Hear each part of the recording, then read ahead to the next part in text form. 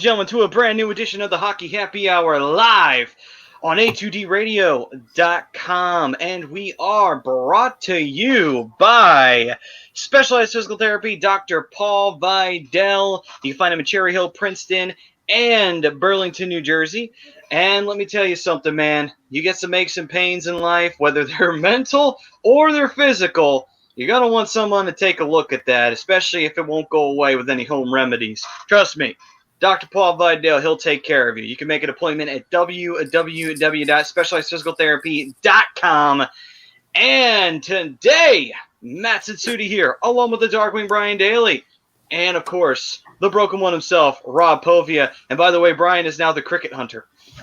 Has been officially anointed by our producer, Mr. Ryan Brodo, a.k.a. the orchestrator of chaos, a.k.a. the director of destruction. You catch one cricket, and then you're deemed the cricket hunter. Yep. Those little bastards are hard to catch, though. They're hard to catch. I mean, though, if you have to think about it, it's better to have crickets in the house than other things. At least crickets, they're just annoying, and once you get rid of them, then it's okay.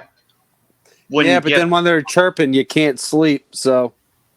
That's true. But you can never find them. Problem is I sleep with headphones on, so I may not be able to correlate that. But that's just me. But anyway, all right, so back on track. Welcome, ladies and gentlemen, to the Hockey Happy Hour. Yes, do not turn away. I know we scared you off there for a moment there. You should have saw the poll question earlier. But what's up, fellas? Today we are going. What is up, Don? Sal Cheech, crickets don't shut the fuck up. You can't find them. That is absolutely right. And Ted say, get us the kid from the Jets, and my answer will jump up to a cup winner. Okay, then. And by the way, folks, I have a couple other names in store for you guys, so you guys want to stay tuned here. Rich saying, what's up, Chuckleheads? Have a great show, fam. Thanks, Andy. You catch Andy on Lazy Booking, and you can also catch him on In This Very Ring. If you want to love to talk about wrestling, that's where you go to. Tonight, gentlemen, we go into the Stanley Cup. Finally, we have a winner. It took us a long, long road to get here. We had the break on the pandemic. We weren't even sure if we were going to get it. We had the, the enlarged amount of teams that were added into the bracket and eventually extended, yeah. And then we narrowed it down to the final two, and we officially have our winner. I want to have everybody take this and put this to memory. The Tampa Bay Lightning are chokers. They'll never win the Stanley Cup. They'll never get the job done. Take everything that I just said there and put it into the archival history of the NHL. That is gone. It was already there, Matty. It was already there. You know, the last professional sports team in Tampa Bay to last win a championship was the Tampa Bay Lightning in the early 2000s. So, that wasn't that long ago. I mean, especially in comparison to the drought that the Philadelphia Flyers are on. Well, if you look at it this way, let's just go back to, 2001? Tampa Bay Buccaneers won one. Then you had the Lightning in 2004. The Rays didn't win one, but they got to a World Series in 2008. It looks like they might actually have a shot to get back to the World Series this year with the way they're playing. But I digress.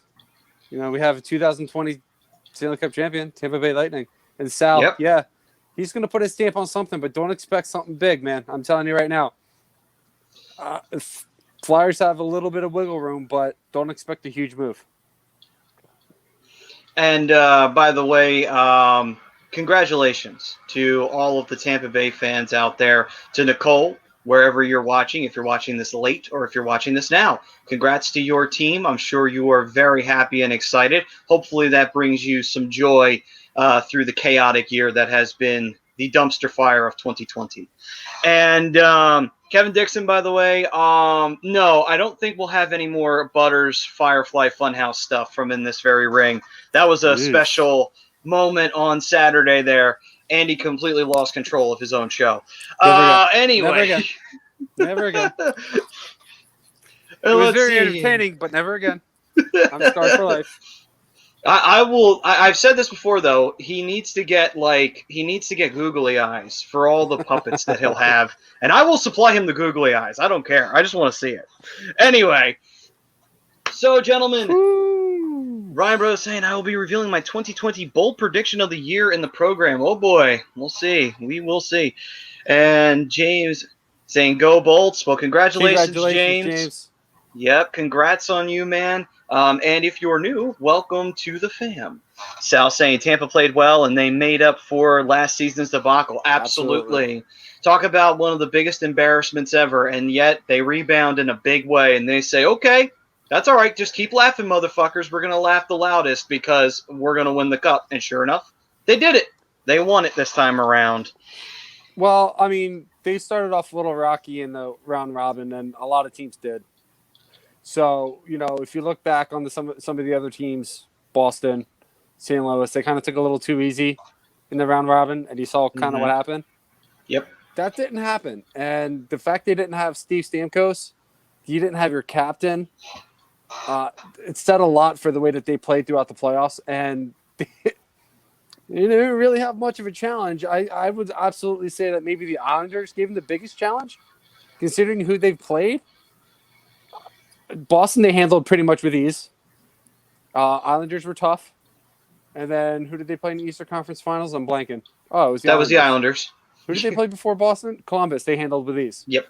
You know, so it was a special year for them. They were definitely meant to win the Stanley Cup. They were the best team in the league through most of the year, even though they got off to a rocky start. They finished strong, and they hoisted the cup. And you know what? I'm happy for a couple guys on that roster, and it's well-deserved. They truly are the best team in hockey. Absolutely, Brian. One thing I'll disagree is I think that series against Columbus set them up for this run, and I thought it was a challenging one for them, sort of a slaying of playoffs, ghosts of playoffs past. And let us not forget the first game began with a 5-overtime thriller all the way to the cup. I mean, we've been talking about the great stories during these playoffs, and there's another one to put in the shelf. Yeah, and another one to think about real quick is Stammer pretty much playing one period, getting a couple shifts, getting a goal on one of those shifts. It's a great moment for him. Oh, look who decided to chime in. Mr. Wentz. Mr. Carson Wentz, although I don't really think it's him. Fun Flyers memory. Trent Klatt giving up his brother-in-law a concussion and separated shoulder in the 97 playoffs. That was awesome. Well, it's great to have you, Carson. What team was Trent Klatt's brother on? Was it the Sabres? 97. Or was it? Yeah. I don't even know who his brother-in-law was, so I'm not even going to try and... I'm trying to think of... Because I do remember that. I'm just trying to think of what team was he on. I can't remember if it was the Sabres. I know it wasn't the Penguins. This kid is a stud. Tatis is a stud. Either way, though. Stud. So, Tatis just made this a 6-5 game. Let's go. Fantasy, right? Oh, it's not fantasy. This is real life. Oh, okay. St. Louis is up 6-2 in the bottom of the sixth. If they win, they send the Padres home. Tatis just hit a huge 3-run shot. Yeah. James is also correct. Pat Maroon is a 2-time Stanley Cup champion.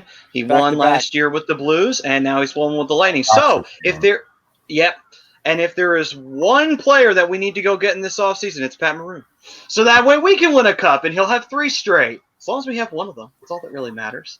Maddie, I knew the team was the Rangers. I blanked on the name. Ken Gardner. Gotcha. Bernander, pardon me. Gotcha. Okay, then. Never heard of the guy. And Sal saying, I saw something today that the Islanders have Taves, Barzal, and Pollock signed with only $8 million in cap space. Talk about a pickle. Yeah, that's a rough spot to be in. If you're the New York Islanders, couldn't have happened to a nicer team. Brian's camera committed suicide here. I'm looking at something real quick. I'm just looking at my notes real quick. Yeah. I'm still here. Don't worry. And 8.9 to be exact. I gotcha. And Adam Rush, when is the NHL draft? Have they announced a date for that yet? Next Tuesday and Wednesday, I believe. Okay, then. The 6th and the 7th. It was supposed to be the 9th and the 10th, but they moved it back. Gotcha. Greg saying, I agree to the poll. Closest thing we have in the city. And the poll question is, are the Flyers close to winning a championship? Agree to disagree. Greg agrees. Well, and I mean, the Sixers took a huge step forward today, signing Doc Rivers to a contract to be their head coach now. So we'll see what he does with this Sixers team, and hopefully they can get a step closer and actually get past the second round. And what's up, Pete? And he's kind of roasting you. He's kind of roasting you a little bit here, Bri. No notes, sir. I have a lot to go over, so I need a lot of notes tonight. Will saying, what's up, boys? Agree to the poll. Need a sniper. And we will be talking about that, of course. The Lane situation. There has been rumors talking about not just with the Flyers, but with another franchise as well. There's been rumors about Carolina having an offer out there, and it's a meaty offer that Carolina's throwing out there to try and get Lane. But that would be huge for them. But there's another name out there that the Flyers could get, but I'm gonna save that. Yep, and we'll talk about that in a moment. And then James saying, I heard the new season of hockey starts in December, either December or January. It's one of the two. Yeah, it's gonna either be mid to late December or early January. Yeah, they're talking mid-December if they want to try to get an 82 in, which I don't know. I think that's a lot of hockey to ask for teams, especially teams that went deep in this tournament. I personally don't agree with it, but, you got to make up the revenue. And if you make up the revenue, then you can get rid of the flat tax for the salary cap. So, and that's ultimately a good thing for the Flyers. So, Yep. Yeah, absolutely. I mean, I would rather see him try and see if they could squeeze like 65 to 70. If he can't get the 82, you can get as many as you can. It's like you said, it's a lot of hockey to play in a short span of time. Yeah. In regard to the poll question, Maddie, I mean, wow. I got to get into it right now because the fan is speaking my mind for me. They are close. The Flyers are close to winning a championship, but they're not going to get over the next level until they get that sniper. And I get it that there's not a lot of wiggle room, Brian, right? But Chuck Fletcher has shown creativity with roster management in the past. If he could wheel a couple deals to set them up and shed salary cap to get it done, that should be the primary focus, should be Lane. I'm curious to hear your other name because I'll take a sniper. I want Lane, but if they put a sniper on this team, an established NHL professional, I mean, we got some talent in Frost coming up. But to get that extra piece, that is what I think would put them right on the doorstep of their next championship. I mean, if we want, we can go over it now since we're talking about it. Go right ahead. All right, let's do this then. So the other name I've been hearing rumored around the NHL, and I just heard it this morning, is Bobby Ryan's reaching out to the Philadelphia Flyers. He has already extended the olive branch, saying he wants to come home. I just saw Ron's face.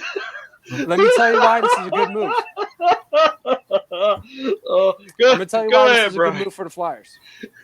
Reason number one, you're going to get him cheap because he's just been bought out and he's not going to be making that much money. You could probably get him on a 1-year deal for about, I said $2.5 to $3 million earlier. I don't think it's actually going to be that much. You could probably get him for 1.5 to 2, maybe 2.5 at the most. And like Rob said, he's an established scorer in this league. He's a former 30-goal scorer. He's not Lane, but he's a guy who's finally clean. He's a guy that's finally sober. He's a guy that's getting back to his game, and you saw it at the end of the season with Ottawa. It's a shame he didn't get to finish out what he started. Unfortunately, his stats don't look great through 24 games, but most of those points that he had came after he came out of rehab. So. Has to be, Greg. He's from the area, and his name's Bobby. He's an instant love affair for myself. He'll be the next one. He'll be the next one for me. All right. So, no, he hasn't sniped in 10 years. That's also because he's had a clouded brain and his game has been affected by it. But Bobby Ryan is he's a known scorer. Like I said, he's been battling drugs and alcohol for how long? And now he's finally clean and sober and getting back to his game. Adam, and like I said, you saw it under $2.5 million, Adam. I saw different. I saw. Oh yeah, 6.2. Yeah, you're right. Sorry. Yeah, I've got 6.24. Yep. He's a good option. He's a good bottom six option. He plays a hard game. He can hit. If you can't get Lonnie, I think Bobby Ryan's one of the next best guys you can get. And you can get him cheap on a prove-it deal. It's a low-risk, high-reward. You might be able to get him at the best point of his hockey career timeline. I mean, I know he came out hot and in his younger years, scoring 30 goals, but now you take that experience and going through the trials and tribulations and coming out clean and sober. I disagree, Cheech. I think he could be better than JVR, and I'm not a JVR hater either. You know, a lot of people out there have hated on his game, and I get it, but he's contributed to this hockey team as recently as these playoffs that don't often show up on the score sheet. Yeah, and the thing about Bobby versus JVR is, yeah, you can say he's a JVR 2.0, gave him the money, he couldn't play. He was messed up for a long time, dealing with cocaine, alcohol. He wasn't the same player that he was when he was in Anaheim. And as soon as he hit Ottawa, he went downhill. And it's clear. Look at the stats. He went from a 30-goal season to, I think he had one season where he scored over 20. Everything else was under 20. So, like, I get where Sal's coming from, right. But at the same point, he's finally clean. He's sober. He's got good friends on this Philly roster. He wants to be here. And I think he'd be a good third-line winger for this team. I'm fine with it as long as we get him for cheap. If we start throwing around the JVR, if he starts hovering, if he wants that kind of money, I would say I don't give a shit who you know on this team, Bobby. Take a fucking walk. Like, that's the way I'm looking at it. It's as simple as that. Listen, he just got bought out of I think his cap hit was like 7.325 or something like that. Nobody's going to sign him for that with the production that he's had recently and the problems that he had off the ice. So if he signs anywhere else, it's not going to be for more than 2.5 because he's got a lot to prove now, and he's only 33, so he's still got some good years left. Now, here's the thing, though. Kevin, Ryan is the orchestrator of chaos and the director of destruction. I'll add this one thing in so I can disappear again. Sure. I'll give you a name, and this is not my bold prediction. That'll be later. That'll come later. Jack Eichel. Nope. He's not getting traded. Not in Buffalo wouldn't do it. I've heard two other teams, but the Flyers aren't one of them. I don't think Buffalo will do it. I think it's a stupid move. I don't think Buffalo should. I mean, think about it. Kevin Adams just brought in Eric Stahl. And Eric Stahl is a good player. We know this. Is he a little bit older? Yeah. But he's a leader. And a leader like him, there's not many of them left in the league. And I think Eric Stahl can do wonders for Jack Eichel and that team. However, there's not many teams that can actually have the space to pick up his contract. Some do. And I got a couple listed here. Like a team like Colorado could probably handle his contract. The Devils could definitely handle his contract. Ottawa could handle his contract. But those aren't teams that are going to be, well, maybe Colorado, but the other teams I named, they're not going to go after a guy like Jack Eichel. They're in rebuild mode. Jack Eichel, if Kevin Adams is stupid enough to trade him, is going to trade him to a contending team. Because they're going to be able to get the most out of a contending team for him. I mean, at the end of the day, and also, by the way, if Buffalo, I don't care what you give back to Buffalo. I agree with this, Sal. I agree to that. That's a good contract. The moment that Buffalo makes that deal and trading Jack Eichel, the moment that they pull the trigger on that deal, Buffalo has officially pretty much eliminated any hopes they ever had of being relevant for the next 10 years. Because it's going to take a while before they're back to being relevant again. And it's one of those facts of Buffalo should never consider trading Eichel. If they do, it'll put them right back to where they were before they got Eichel. Irrelevancy. They're barely relevant now, and the only reason why is because Eichel's there. That is the only reason why. You take that away, you might as well just delete the franchise. It's like, who cares? The team doesn't even exist. It's just this random team from fucking cold-ass Buffalo that no one could possibly give a shit about. And quite frankly, Buffalo fans, I will never actually give you a pass for jumping fan bases, but I almost feel like I should if you're a Sabres fan if they do this and you want to jump to the Rangers or the Islanders. I almost don't hate you for it because it's like, you know what? At least those teams figured something out. This team hasn't been able to figure anything the fuck out over a decade. That tells you a lot. James, no, he was bought out by the Rangers. He's not officially a free agent. Yeah, Actually, just bought out yesterday afternoon. And Rob, you actually had something to talk about on that one with good old King Henry getting bought out and cup hunting right now, or trying to go to a team to cup hunt. Well, yeah, I mean, I got opinions on that. That was Brian's story. I don't want to tread on his toes. No, gotcha. Go for it, brother. We can tackle this one together. Yeah, I mean, what's up, Tommy? Tommy? I think if Henrik Lundqvist was going to retire, he would have done it before the Rangers bought him out. I think you see him getting bought out by the Rangers means he wants to try for that elusive cup to put the cherry on the top of a Hall of Fame career. And in my opinion, he's going to be a Colorado Avalanche last year, repeating a story that I'll be getting into later in the show when we talk about our top 5 Stanley Cup final moments. But I think that would be a great fit. I mean, you have Francois and you have Grubauer there, they played well before getting injured in these playoffs. But if you could add, and he's not going to supplant those. He's going to, whatever team he goes to, he's going to be a backup. He's not going to be a starter in this league anymore. He's just too long in the tooth, but he could still contribute and help a team on a journey and a cup run. I half agree with you. And you had me up until you said he's not going to be a starter. He's not going to be. He doesn't have the skills to be a starter in this league anymore, Brian. I think he does. And there's a few teams out there that are going to be looking for a starting goaltender. And Henrik Lundqvist had a solid. Yeah, he had a little bit of a down season, but right. If you look at teams like a contender team. Oh yeah, I got a couple in mind. I got a couple landing spots. Colorado is one of my landing spots for him. I think it is one of the teams that makes sense. But another couple teams that make sense that are contenders right now, or at least playoff contenders, Edmonton Oilers, looking for a starting goaltender now at 11.5 million free in the cap. The Calgary Flames are another one. Well said, Sal. You know what's funny? I just brought them up. And then that was great minds there, Sal. I think the Calgary Flames could be a team that could be interested in his services as a starter. It's with 17.8 available. Another team, Arizona, but they don't have a ton of cap space, and we're going to come back to the Arizona Coyotes here in a minute. And I think the Washington Capitals could be a team that could be in on Henrik Lundqvist after Braden Holtby decides to cut out of Washington and sign a free agent contract somewhere else as a starter. So, right. I mean, I have the Devils down as well in Ottawa. They're like guaranteed starting jobs, but Henrik Lundqvist is going to be cup hunting if he decides to not retire.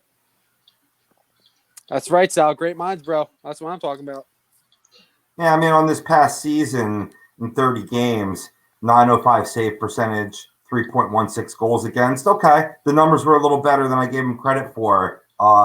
You could certainly be a starter. I agree with you guys now.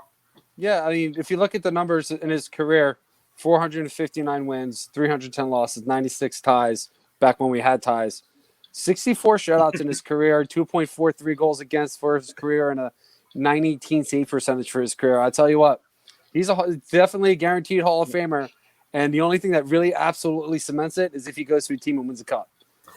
I do think, though, that if he's a starter, it's in maybe like a 55-45 split. I just don't, you know what I mean? I just don't see him having the stamina to start at like 60 games, 65 games in a season. No, absolutely. I wholeheartedly agree with you. Like, he's 38 years old. He still has it, but he's definitely going to go somewhere in platoon, and it's going to wind up being one of the teams that I said, and that includes Colorado, because Colorado's in need of an extra goaltender, to be honest with you, especially with the way that things fell apart for him in the series against Dallas. Things may look very differently this year in the Stanley Cup Finals had Colorado not gone down with all those injuries. Dallas, maybe. I don't see that happening. Vegas is definitely a no. They just re-signed Lanier, and Marc-Andre Fleury is probably going to get re-signed there as well. So I'd rather have Marc-Andre Fleury a little bit younger. The Ducks taking in the draft, Don. I haven't heard much. I got a couple names in mind that I do want. I want either Lucas Raymond, who's one of the better scorers in the draft, and I want Marco Rossi, who in my opinion is next to Lafreniere is the best scorer in the draft. So those are my two guys. If I get either one of them, I'm going to be extremely happy. I mean, Jamie Drysdale's a defenseman. If he falls to you, you take him? Yeah.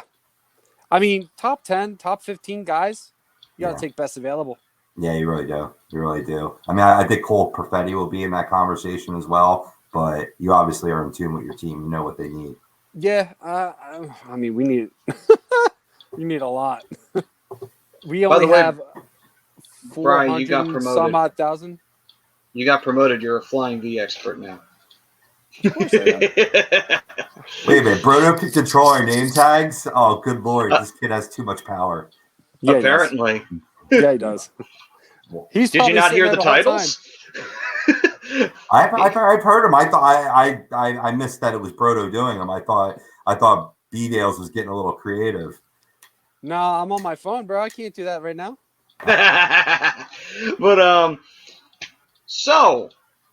But yeah, that's what I think the Ducks are going to wind up taking. That's what I want to I'd be in for Johnny Hockey. I would definitely be through a comment I just read on the stream here.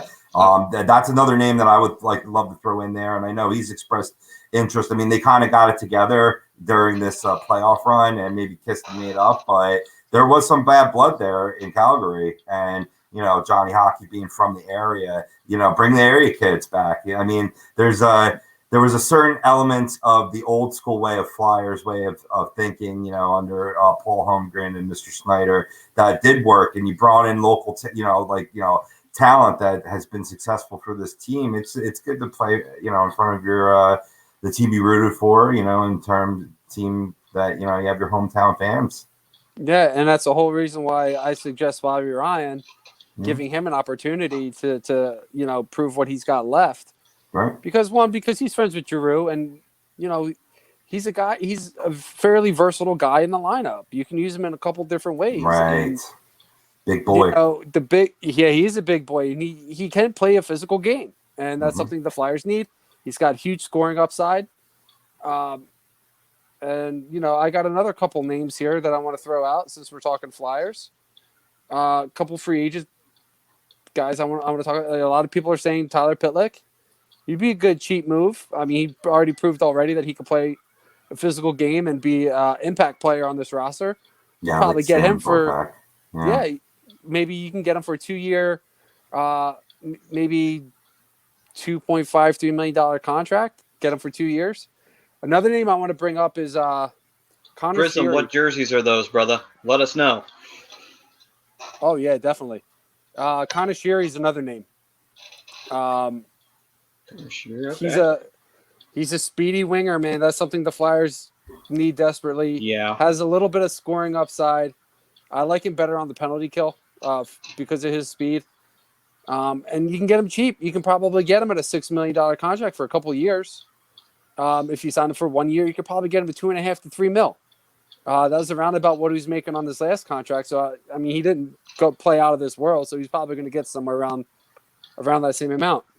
Another guy who can help on the power play is Derek Brassard. You can probably get him at the same amount as Connor Sheary. And then bring back Derek Grant. I'm a big Derek Grant fan. I think he does the little things right. He plays a really solid, intangible game.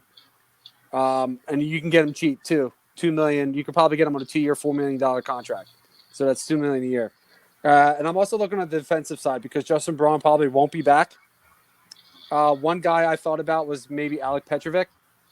He's a good defensive, solid defensive shutdown type of defenseman. You can get him relatively cheap. You might be able to get him on a similar contract to Derek Grant. And another guy who didn't play last year, which kind of makes us a little shaky, but could be a good seventh defenseman, rotate him in and out, is Kevin Miller from the Boston Bruins. He's another one you could probably sign relatively cheap because of his previous season not playing a game. Sign him to a prove-it deal as well. And who knows? I think, because you're not going to make a splash unless you make a huge trade. And I'm pretty sure Chuck Fletcher's already come out and said he's not making any big splashes. So, And and for James' question, Zdeno Chara is most likely playing next year. I think he's under contract for next year. Not what you said. He stated he's not interested in making big splashes in the offseason. That's the rumor I'm hearing. He says that, but I'm not sure if that's bullshit, because GMs say a lot of things and then they pull off a big deal because it was too good to turn down. So I'm not necessarily buying it 100%. He may just be trying to throw Sent off and trying to make, the Flyers aren't playing anything, just to be like, they don't have the cap space anyway. Little do they realize, no, they're working on a deal. And it's just the way it is, And that's the thing, too. Like, you bring in a guy like Lane, it's going to cost you. And totally. The Jets are going to want young NHL-ready prospects. They are. I disagree. There's too many young prospects in this organization that I like.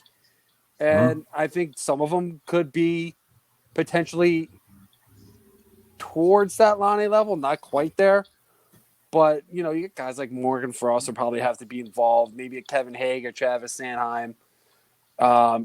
Maybe your first-round pick. The picks I'm not too concerned about because the pipeline's pretty good. I like Lane, and I think he's one of the top scorers in the league. It's they definitely need to get their shit together. I don't know. I just think what you might have to cough up might not be worth it for Lane, especially with how much you're going to have to pay him. You're going to have to give up a lot. This is my opinion.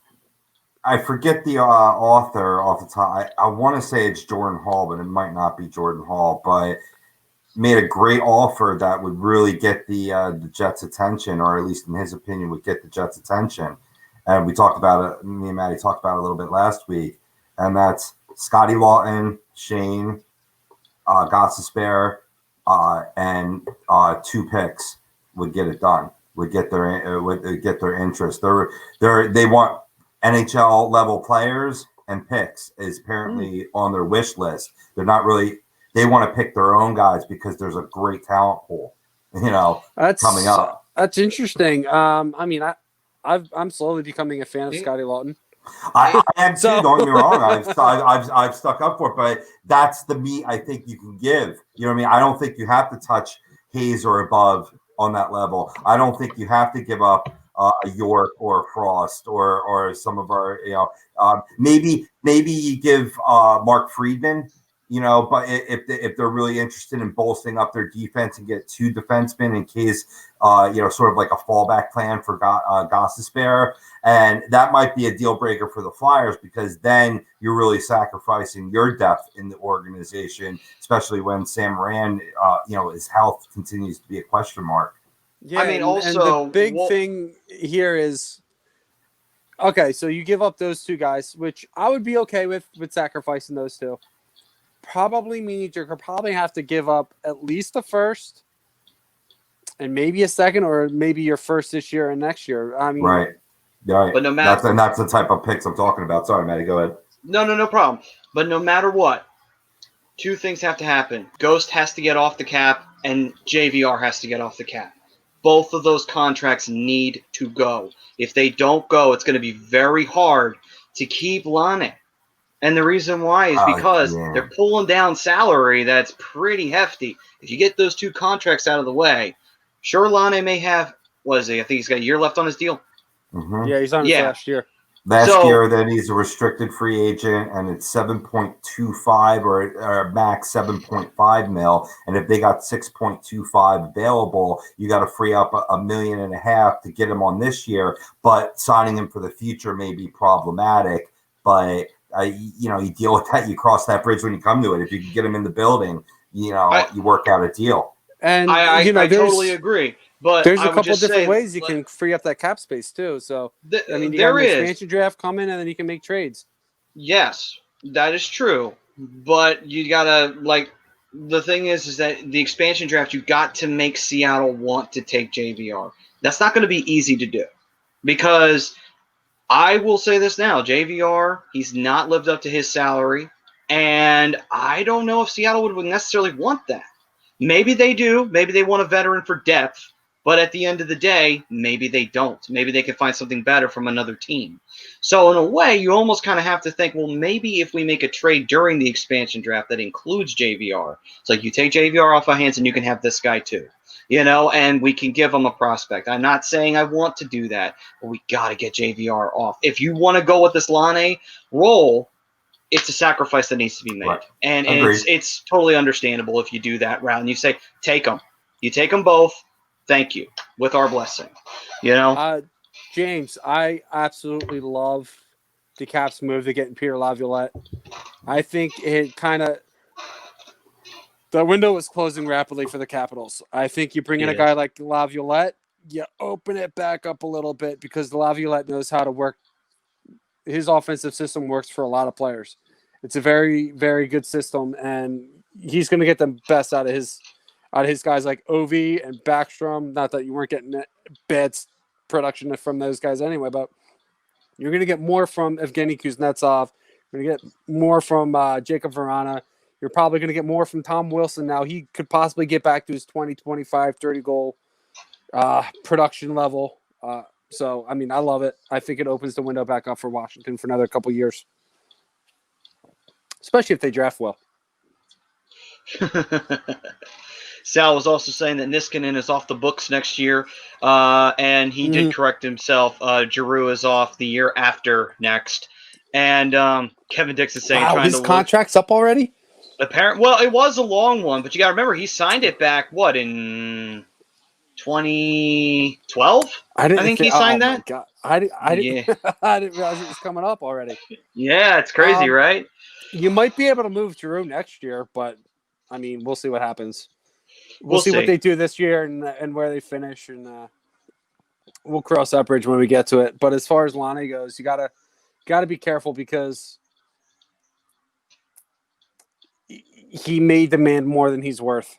And right now, the only guy that I've seen that's been worth that money so far has been Kevin Hayes on that roster. So, like you said, JVR hasn't exactly been living up to the 7.5 that he's getting. But, I mean, he hasn't been playing poorly. He's just not getting the offensive production. He's still playing his physical game. He's still getting in front of the net. He's still getting into the dirty areas, winning battles along the boards. But he's not that goal scorer he was in Toronto, and before he even went to Toronto, here in Philly again. So, I mean, you might be able to sway some people, but he's going to be a very expensive middle six player to move. And I think the only way that happens is if maybe you get lucky and Seattle takes him in the expansion draft. I believe it's next year, because they're not into the league until 2021, 2022. Yeah. The team you missed to see back. All right. Does this include teams that got eliminated in the bubble in the first round, or is this just teams that missed completely? Done. Because that might change my answer. Let's see. James saying, I've got an Ovechkin jersey, even though I'm a huge Lightning fan. I mean, Ovechkin's a once-in-a-generation player, so it's nothing, to be ashamed of. My jerseys. Yeah, I got... I hate Chicago as a Ducks fan. I hate Chicago. Hate the Blackhawks. But I do have a Patrick Kane jersey. So I get where you're coming from. So one jersey I will never have in my house. I don't care who it is, if it's Wayne Gretzky or not, never have a Kings jersey in my house. Ever. Let's see here. Oh, yeah, go ahead, Rob. I was just going to answer his question. I could see Brian's Ducks in terms of the teams that didn't make even the qualifying round bouncing back. Also, too, I think Ottawa Senators having 2 picks in the top 10. Now, mind you, they're not, you draft guys in hockey. It's not like the NFL where you're going to see them the very next season. They got to have time to develop. But I still think that ultimately that squad could bounce back in years to come. Yeah, Ottawa, I could see in the next year or two. I don't see the Ducks doing it anytime soon, to be completely honest with you. I think we're still another 2 or 3 years out. We have some good young defensemen coming up. We have a bunch of good young scorers that are going to need to develop. One of the guys I'm very excited to see next year is Max Jones and Isaac Lundestrom. Those guys I'm excited to see take the next step. Buffalo could be a team I see bouncing back if they make the right moves. I already said Ottawa. Who else missed? No, that's really all that's popping into my head. One team that could, I don't think they will, but they have enough veteran talent and some youth to try and make a run for it, and that's San Jose. They could bounce back next year. They did. They did miss out. They got. Oh, listen. There's a lot of guys on that roster that I like. Yeah, Anthony, you missed it. We already talked about that, but he does have interest in coming to the Flyers. I do like San Jose's roster. I like the way they're built. I love their goaltender. Their defense, you need to work on it. If the Kings take the right pieces in the draft, I think the Kings might be able to bounce back after seeing Sal's comment here. Yeah, all right. I mean, we can offload him. Yeah, that's fine. We offload him over to Don's team. That's our contribution to him. And if we wind up giving him to the Kings, who cares? That's like, hey, they're our old trading buddies. So it's like, all right, take another Flyer. We don't care.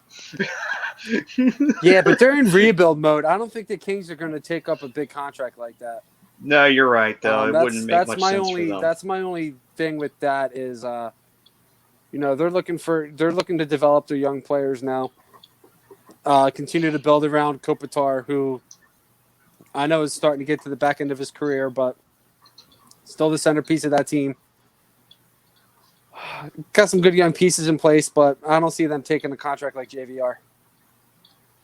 Taves and Kane for sure. Yeah, Taves and Kane. Crosby and Malkin looked pretty human this past season. Not to say that Taves and Kane had there was the team around them, I would say, is more of the thing that stops Kane and Taves. But they're still young enough to where you can put a team back around them and actually make another run. Crosby and Malkin, they're starting to get a little bit up there, so you're thinking like, oh boy, how much longer do they have left before Pittsburgh is completely done and they got to move on? It's debatable that they have to start thinking about it now. So it's getting to that point. Did he just homer again? Yes, he did. This kid is a stud. He's a beast. Tatis. Oh, yeah. Dude. Oh, it's so bad right now. St. Louis is collapsing in this game. It's now 9-6 San Diego. And by the way, hi, Eileen. Hi, Eileen. And Sal was saying, let's talk Nolan Patrick. Hold up. Robbie, what are you thinking? Kane or Crosby and Malkin? For this, I think more Malkin than Crosby. I still think Crosby has more to go. Malkin is the one that drags down that pairing. So believe it or not, this might shock you, but I'm going to go with Taves and Kaner as well.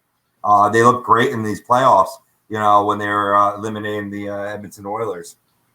Yeah, and the thing about this one is, and this is another rumor I'm hearing, is Malkin might be on the trade block come draft time next week. Mm-hmm. So, I mean, we'll see what happens. Malkin might not even be in a Pittsburgh uniform come next week. I've heard that. So, we'll see. Yeah. I love this time of year. There's just rumors all over the place. I love it. And Sal is saying, let's talk Nolan Patrick. What is really going on with him? The Flyers are hiding something. There's no science that backs up migraine disorder that can't be controlled. What do you guys think about that? Well, it's funny he brings him up because I heard he was in a scrimmage this afternoon. And it was probably just like a fun non-contact scrimmage. I think he's finally going to start taking the steps forward to getting back on the ice next year. I haven't heard anything negative about how he played or how he felt after he played. So if everything that I've heard today is true, Nolan Patrick should be suiting up for the Flyers next season. Yeah, certainly. I mean, migraine disorder is a real thing. I mean, especially when you play a hard contact sport like hockey. I battled it myself in my playing days, both as a catcher, getting run over at the plate, as well as playing a little hockey. And it's debilitating. I mean, and it's something that, right along with the lines of concussions and CTE, where, you just can't get bearing on anything. And it's very hard to even eat, your soup, let alone play the game of hockey. So it's been a long road, but it's great to hear the news Brian had to share. Yeah, I mean, it's definitely encouraging. So, like I said, I haven't heard anything negative. I haven't heard that he's suffered any setbacks. So this is a very encouraging step for Nolan Patrick, who I believe, like I said, and we've been saying this all year. They were very cautious with him. So I think that was the right move, and it's going to get him back on the ice for next year. I think he definitely plays. So, to answer Eileen's question, except for Brian. Yeah, apparently. Favorite Flyers captain, past or present? For me, only because he was just a heart and soul player, it's Keith Primo. I loved Keith Primo when he was a captain. You talk about a guy who fit the perfect mold of a Flyer, it was Keith Primo. Like, the way he played, as hard as he hit, he was that kind of guy. It's just like, if he couldn't motivate you by scoring, he motivates you by sending someone on their ass. And that was what he used to do back then. And it worked because the Flyers were a pretty strong team during his time as captain. Unfortunately, they didn't win a cup, but still, and he did score that 5 OT winner. So that may have something to do with it too. But watching Keith Primo as captain, I really miss him. He was like the last captain I remember seeing where, it's like, damn, man, when you talk about a captain who scored at the most important moments, he did. And when he needed to send a message, he did. So it's like, you know what? I got to go with Keith Primo. Hands down. Got to go with him. Yeah, that's a little shocking, but I know your love affair for Keith Primo, so I don't even know why I'm quite shocked, actually. And you avoid the Lindros debate in this, because for me, it's between Lindros and Richie. And, a lot of me wants to go with Richie because I really like Mike Richards. He led this team very well all the way, much like Lindros, to fall just short in the finals for winning a cup. But I got to go Eric Lindros. I mean, you could say what you want, about him crying about getting the blowback that he himself dished out. But speaking of crying, it really touched me. A lot of people made fun of him, but when you see a player cry that, to get emotional, for just not reaching the final stage for the fans, that's what you want to see, for a team that you root for. I saw that as a sign of just how passionate of a man Eric Lindros was. Loved him or hate him. And I'll go Eric Lindros. You know what, Eileen? I'm going to answer it anyway. Because my favorite Flyers captain is actually one of my favorite defensemen of all time, and that's Eric Desjardins. Ooh, Daisy, I like it. He was the epitome of Flyers defense, especially during the time he played. Yeah, he was one of the top 10 defensemen in the league at one point.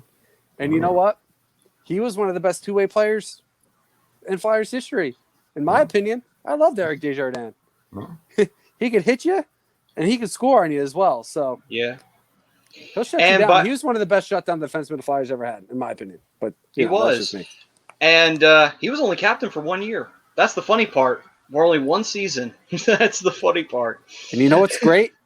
I have his autograph somewhere. I can't find it. That's right. That's right. Because he came into the restaurant I was working at. I'm like, oh my God, you're Eric Desjardins. Can I have your autograph? Like an idiot. Note to all you out there.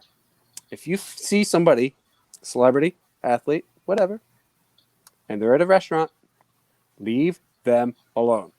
Leave them alone. Because we want them to come back to our restaurants. I've seen Darius Slade 3 times. I've seen his wife 4 times. She's spectacular.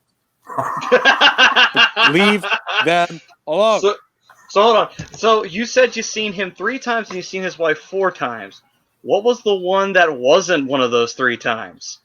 No, I don't hate autographs. I like autographs, but there's a time and a place, and that's not when a player is sitting down with his family or friends and trying to enjoy a peaceful meal. That's all I'm getting at. Right, you're trying to change the subject. You're trying to change the subject. I asked you a she was very out important with her question. brother-in-law. Oh, okay. Relax. Gotcha. Well, actually, I don't know if it's brother-in-law, but she was out with she came in with her kids and somebody else. I don't know. I guess it was a family friend. Oh, anyway. You're a freak. She is spectacular, by the way. Oh. That isn't true. This show is fun, and I'm a big part of this show. You need to stop it, Brodo. You need to stop it now. He hates fun and autographs. No, I'm with Brian, though. You don't go up to it. You know what I go? Especially in my adulthood, if there's any opportunity where I feel like I'm not bothering that person and we're going to have interaction, you know what I ask for? A handshake. Hey, nice to meet you, man. Love the way you play. Now, if he wants to do anything on his own accord, like the first time I met Brian Prop, then go for it. I'll be a humble receiver, but otherwise a handshake and a bit of praise and I'm on my way. Yeah. And I mean, I'm not going to lie. He kind of seemed a little annoyed, but if you do have the urge to want to go up and talk to him, wait until at least he's done eating. Yeah. Wait until he's on the back end of the meal. If he's after dessert and you see him looking over to Bill, you want to go up, say hi. All right. Fair enough. But Prism's favorite Flyers defenseman, and he qualifies because he was a captain. So. I'm surprised Brian didn't say him. Yeah, listen, I love Prongs, and he is just absolutely awesome. Yo, Alex, what's up? What's up, Alex? Rep in. What was he talking about? Pronger. He is one of the most entertaining guys I think I have on my Instagram account. Yeah. He's awesome. He is awesome. This guy is always golfing, and he makes me so jealous. But he's such a down to earth dude. He was awesome. I'll have to try to see if I can reach out to him again and see what we can do about getting him back on here. And by the way, Eileen said she had a bunch of Legion of Dooms autographs from the club days back in the 90s. And she said from the Top Dog Club in Cherry Hill, which isn't there anymore, but I do remember seeing it. No, Top Dog ain't there anymore. Thank God. That place was a shithole. Anyway, let's get back to hockey. Okay, anyway. Tell me I'm wrong. Anybody out there that knows Top Dog, tell me I'm wrong. I'm not arguing with you. I'm just laughing. I was never inside. I just remember seeing it. But anyway. I'm telling you, it's a shithole. You never want to go in there. I'm pretty sure I know friends who have just gotten gonorrhea from walking around in that place. That's how disgusting that place was. It's a joke. It's a joke, but it was disgusting in there. By the way, Eileen, have a good evening. All right, so what James want to know? What do we think of Wayne Simmons getting traded to the Devils? I mean, it's that end of his career, really, when you get right down to it. I mean, it is what it is. We got Simmons at the best time of his career, really. He had his best seasons in Philly. We traded him at the perfect time. I would just say, you know what? It is what it is. If the Devils want to throw money at him, okay, so be it. Devils should probably focus on other things. But, that's whatever. You do you, boo-boo. You continue to suck. I mean, Rob, what are you thinking? For Simmer? Yeah. It's a situation where, he is what he said. He is towards the end of his career. I don't like it because I'm never going to not root for Simmer, and it's tough to see him wearing the red and black of the New Jersey Devils. But I wish him well, and hopefully he's able to finish off his career strong like he started it. That'd be nice to see for a fledgling Devils team that isn't going to be one of those teams that bounces back next year. Yeah. I want to tackle this one first because I think this one's kind of like pretty obvious. So James wants to know, what's the question if you think who had been the MVP of the Lightning? It's Braden Point. Yes. I think he was been outside of Hedman was the best player on the ice for them consistently. Mr. Clutch in overtime. I think he had, 3 or 4 overtime game-winning goals? He's Mr. Didn't he score that? GWG. Didn't he score that OT winner in the 5? He did. And then he scored Yeah. one in the next overtime game they played as well. That's Mr. right. Clutch. That's right. And I believe he set a new Lightning record, or it might have been even a new NHL record for most goals in the playoffs. Come on. I'm surprised he didn't wind up winning the Conn Smythe. Not saying that Victor Hedman didn't deserve it. Absolutely did. But Braden Point was, excuse the pun, was on point the entire playoffs. The kid was awesome. He's worth every penny that the Lightning are paying him. I agree with you, Brian, wholeheartedly. That would have been the name that I would have thrown out there, but I'll throw another name out there. Andre Palat had a phenomenal run during these playoffs, so he certainly could have been under consideration, but Braden Point, definitely. Oh, absolutely. For me, just to be different, I would have gone with Vazzy because he was phenomenal in this postseason. And good goaltending, great goaltending wins you cups most of the time. It won LA 2. It won Pittsburgh 2. So actually 3 in the 21st century. That is such a Jets thing. Sorry. I flipped over to the football game, and Sam Darnold just dropped back and tripped over his own feet and just got sacked. That is such a Jets thing to happen. He went from Curtis Martin to Mark Sanchez in this game with that 45-yard scamper and now tripping over his own feet. If he just had a butt fumble, he'd be the perfect circle. Oh, it'd be the trifecta. Maddie, yes. Listen, all names, I agree with all names. One thing that Vazzy did that no other goaltender did, what was it? Shut out to win the cup? No. That's a good guess, though, but no. Thank you.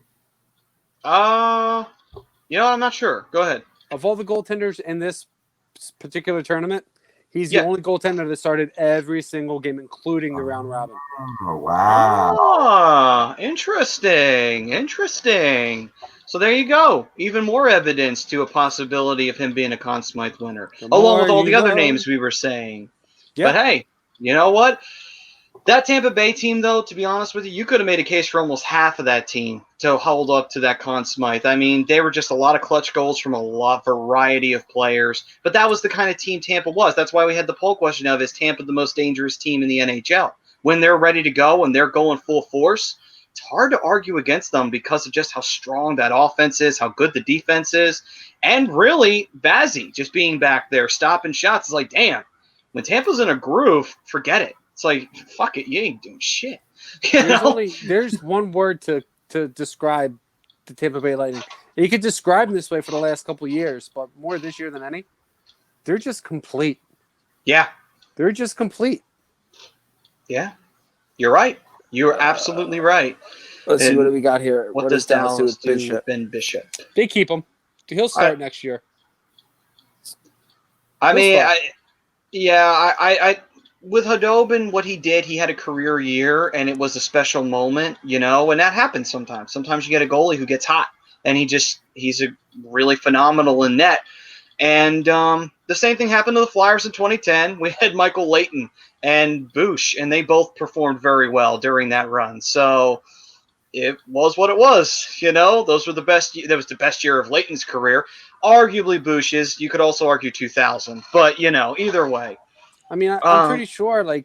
Guys, correct me if I'm wrong, but wasn't Bishop also battling an injury? Yes, that's pretty much the reason why he didn't. Yeah. Don, real quick before I answer this, are we talking prospects coming out of this draft, or are we talking just prospects in general? Because I can only name so many prospects in some of these teams. That's why I want to know. I don't even remember who went where. Be completely honest with you.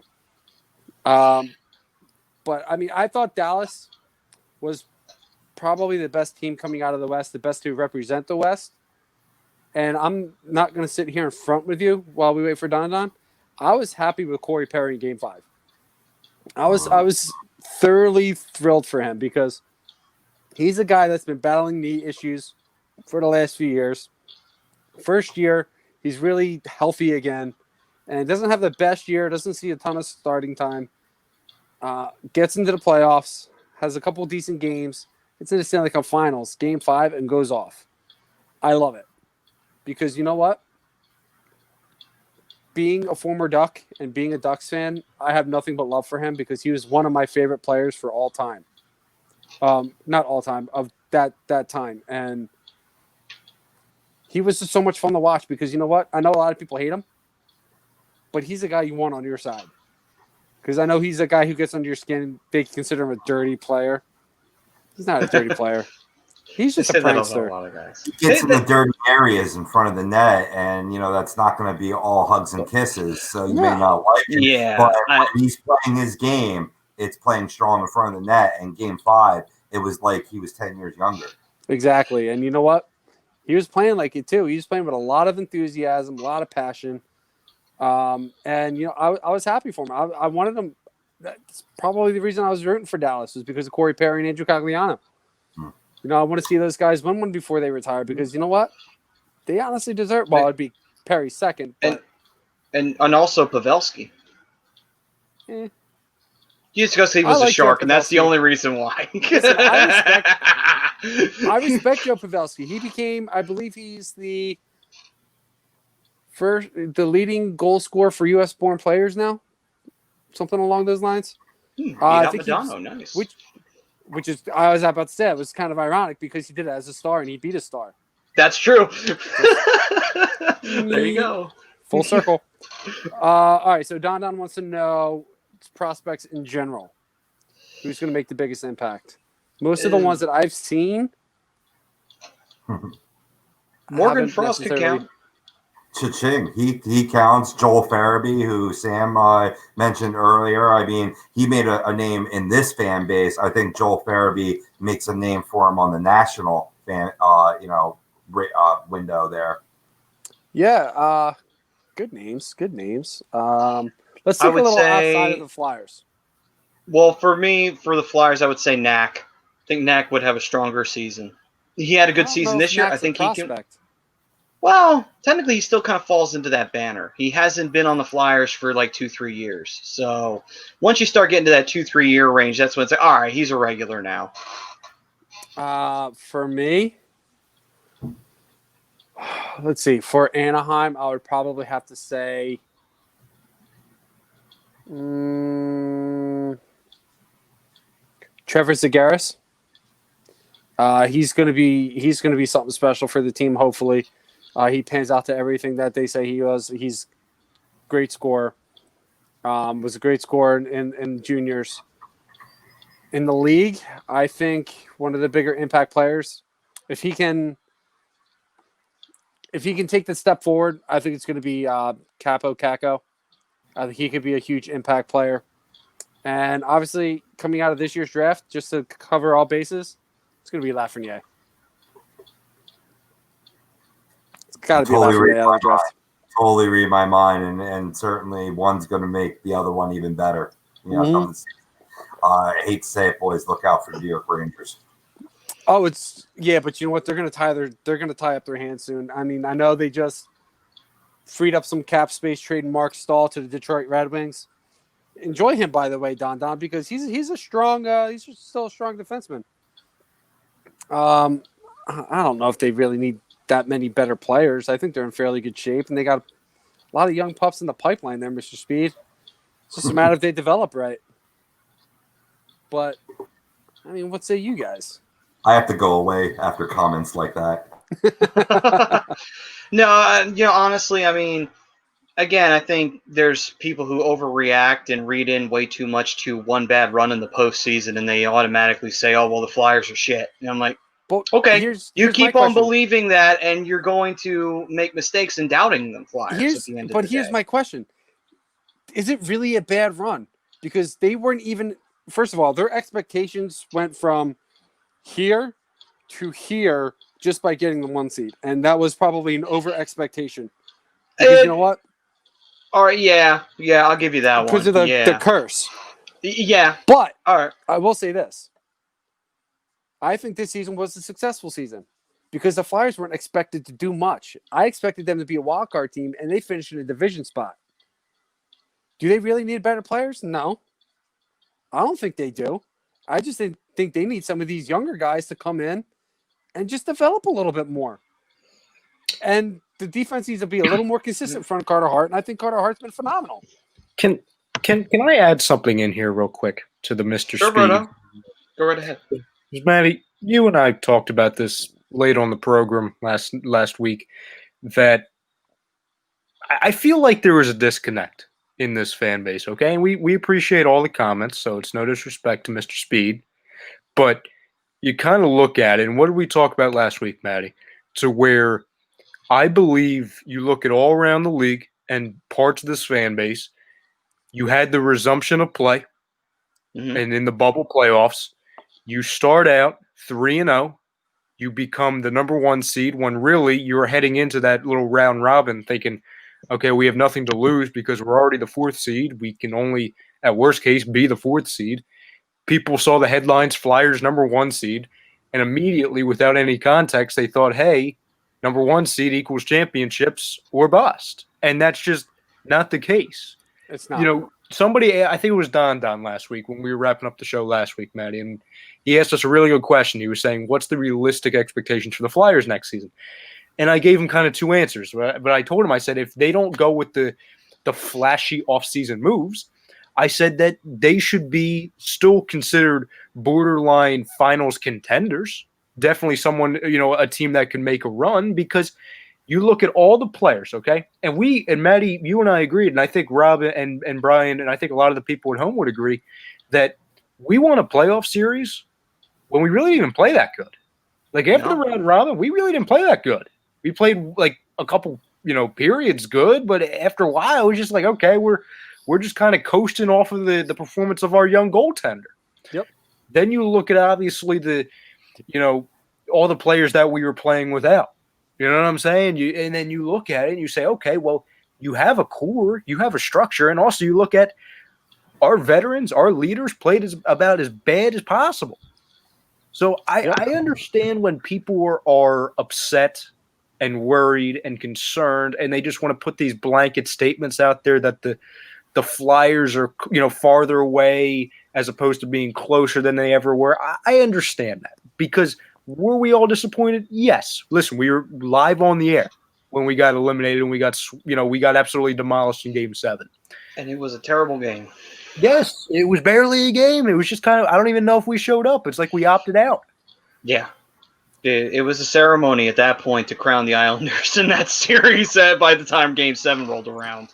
One thing I will say that was tougher about this playoffs than any other playoffs was the strain on these players mentally being in the bubble, and that might have taken a toll. That might have, been like, in your deep gut, pulling the ejector handle, like, look, they got us. It's time to go home and be with the family, in their subconscious. You know what I mean? I don't mean to get too psychological here, but I will. No, it's fair. And I'll add this one other thing in here before I disappear, because I see a lot of comments about it. So that's like a great cue for me.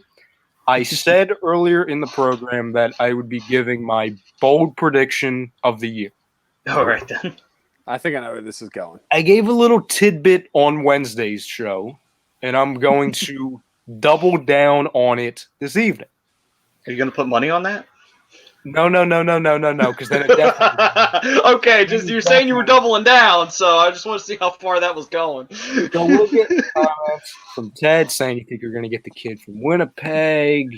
Joseph asking about Lane, talking about Lane. We got questions earlier about Lane. I said last night that I believe he's going to be a Flyer. I said that. I'm going to double, maybe triple down on it. I believe he will be a Philadelphia Flyer before the Eagles win their first game. Wow. That's a bold prediction. Wow.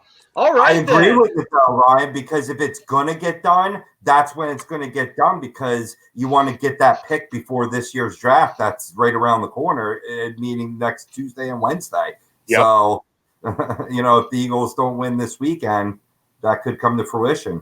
Yep. So as crazy as it may sound on the surface, you're like, what happened? What happened to the Eagles? I believe he will be a Flyer before the Eagles can say W.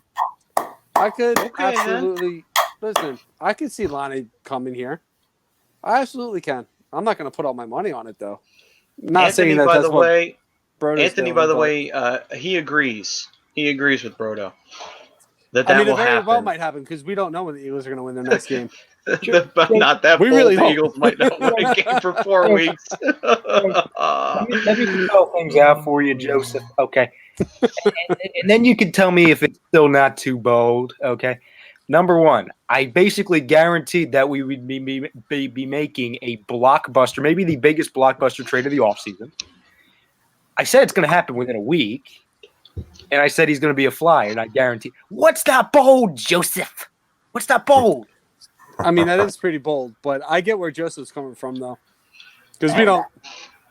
Aren't you guys playing the 49ers this Sunday night? Yeah. Yes. That 49ers defense is hurt up and suspect, and I know the Giants couldn't do much against it last week, but I kind of see you guys winning that game. I don't know. George Kittle's going to be back. Yeah, who's throwing him the ball? Nick Mullins, who had a good game against the Giants. And the Eagles' defense isn't much better than the Giants. I'll meet you guys in the middle. The Eagles will just tie again. They'll just tie. I laughed because I was at work when I looked up the score just for the hell of it, and I saw that they tied. I'm like, what? This team got a tie before it even got a win?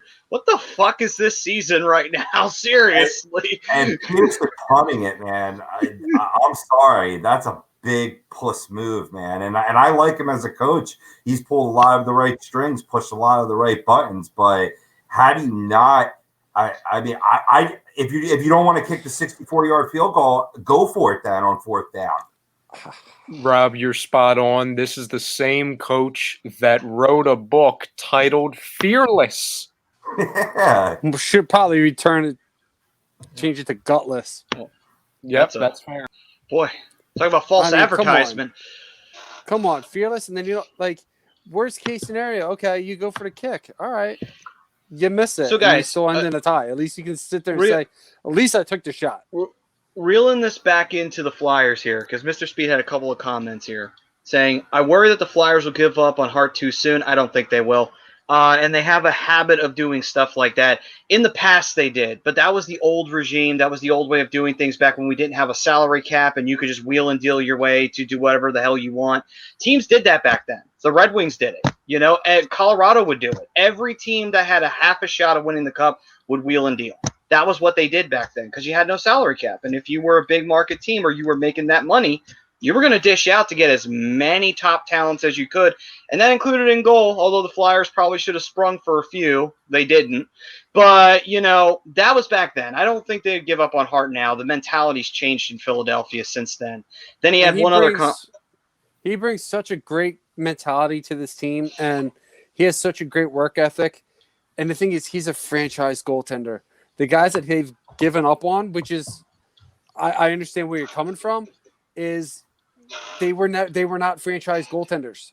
Those were guys, they were just Band-Aid guys. Brian Elliott, Brian Boucher was supposed to be a franchise guy that never really turned into one. Michael Leighton was a career AHL goaltender. Who else am I missing? Ilya Bryzgalov was Czech Manek was another one. Like none of these guys. Bobrovsky? I did bring up Bobrovsky. Yeah, because that's the only generational talent that would fit that description that Mr. Speed was saying, where they gave up on him too soon. But as we're seeing now, maybe not, but no, they did. With Hart, he is even that step above in terms of generational talent that you ride or die. And I don't care where your organization's at in terms of philosophy. Yeah, I mean, he's the future of this franchise, man. Like you took him. He fell to you in the third round. Didn't really need a goaltender, but you took the best goaltender in the draft. And you know what? He might actually – he's been compared to Marty Brodeur. He might actually be the next Marty Brodeur. And I don't like comparisons like that. And I'm comparing him to Marty Brodeur. I mean, I'm not sure about Lana yet. They're done. Doug needs to find his balls. I think we can all agree. I agree with you. Wholeheartedly agree with you on that. Oh, my God. That's great. It's the entire organization just kind of since 2017. Eagles are winning. We trade Patrick Frost, a 2020 first rounder. No. Can that land Lane? No, If that's too much. Yeah, that would be but that would land him. That would 110% guarantee he's coming Absolutely. to Philly. Yeah. I know. I like what Nolan Patrick brings. You know, you don't have enough guys to get in front of the net and just will be willing to just stand there and deflect, get the dirty goals, get in the dirty areas. Morgan Frost is he's your future goal scorer. And the first rounder, I'm good with that, but if you can package a couple other players, I think they can still get Lane. I think ideally they want the draft picks more than they want the prospects, if that makes sense. According to if I'm taking Rob's article that he was reading earlier correctly. Yeah, that's what I heard. That's what I read. And I think it's closer to what Joe's describing here, where, I said Lawton and Ghost. He says Voracek and Ghost. I think that's within the same realm. Maybe even better for the Flyers because you're giving an older player away rather than Scotty, who's still fairly young, and a first. Maybe you give up, exactly that, and then JBR goes to Seattle. And Flyers need Nolan Patrick to get his head right, literally. Yeah, and in case you're just joining us, Joe, Brian was talking about him playing a scrimmage today, and he was feeling well afterwards, Brian? I haven't heard anything negative, so I'm assuming everything went well. Cool. All right, then. So, gentlemen, with that, I think we can officially pull ourselves into our Stanley Cup moments. But before we go into that, I have one last conversation piece I'm going to throw out there. So it's a little bit of backstory to this. Oh, no. So when we originally were going to post up the show, I put a Twitter question out there that would have attracted trolls, so we redacted this. But it is not going to stop me from saying it on the show. Why? Because I don't give a shit. And I feel like we also need to sometimes be brutally honest with ourselves. So, we're going to be brutally honest tonight. And fans, feel free to be brutally honest as much as you want. Or deny it. It's your choice. Now that the Tampa Bay Lightnings are no longer a choke artist because they won the Cup, they were on the throne for about a year. Now they're off the throne. Washington held that throne like it was chained to them. They couldn't get rid of it to save their sorry asses. Now that they are both gone, they've won their cups. Are the Flyers now on the throne of being the kings of the choke? There's only one other team that I can honestly make a case for that could be nominated for this. And I have my reasons, and I will give you this reason. The other team is Toronto. That's the other team that I can bring up on here. You can argue the Rangers since they haven't won anything since 94, and they did have an opportunity at it in 2014. They lost, though. However, here's my problem, and it's just me being honest. I know people are going to give me heat for it. The Flyers haven't won a cup since 75, and we've been to the Stanley Cup Finals 6 times and we've lost. Yes, people can argue we drew dynasties. I've made that argument. But at the same time, we also had really great teams that didn't get the job done at the end of the day. One against the Oilers, definitely against the Red Wings in 97. At the end of the day, we've always found a way to get eliminated. It's been a long time since we've seen the Cup, and we've been to the finals 6 times, and we haven't done it. Even with some of the greatest teams that we can ask for. So I really want you guys to be honest with me. Do you put the Flyers on that throne? I don't want to put them on the throne. But the problem is that there's a case to be made for it. There really is, since that spot is now vacant. But there's also a case for the Toronto Maple Leafs, who haven't won a cup since 67. And they have the longest drought of the Stanley Cup currently in the NHL. And even with Austin Matthews, they still can't get out of the first and second round. They can't get out of the first round. Screw the second round. They can't even get there. And on top of that, they haven't been back to the Stanley Cup Finals. So, who would you agree or would you disagree with that question? Again, I'm not trying to piss anybody off. I'm just honestly throwing it out there to see, do we take the spot of the Capitals? I don't want us to, but do we? No. Nope. No. Okay. No. And remember, And this is just the East. This is just the East. We're not including the West because the West is San Jose. San Jose takes it now, hands down, since St. Louis won their cup. But go ahead. I'm gonna sit here and tell you why. Because every time the Flyers had gotten to the Stanley Cup Finals, they played better teams than them. Were they good teams? Yeah. But they always wound up drawing a better team than them. Should they have probably won in 2010? Maybe. But Chicago was the better team. Should they have won in 97? Probably. But they played a better team. Were they the best teams in the East? Yeah. Were they the best teams in the league? No. Because they were clearly beaten by the better teams. If they were the better team, they would have won. Does that make them choke artists?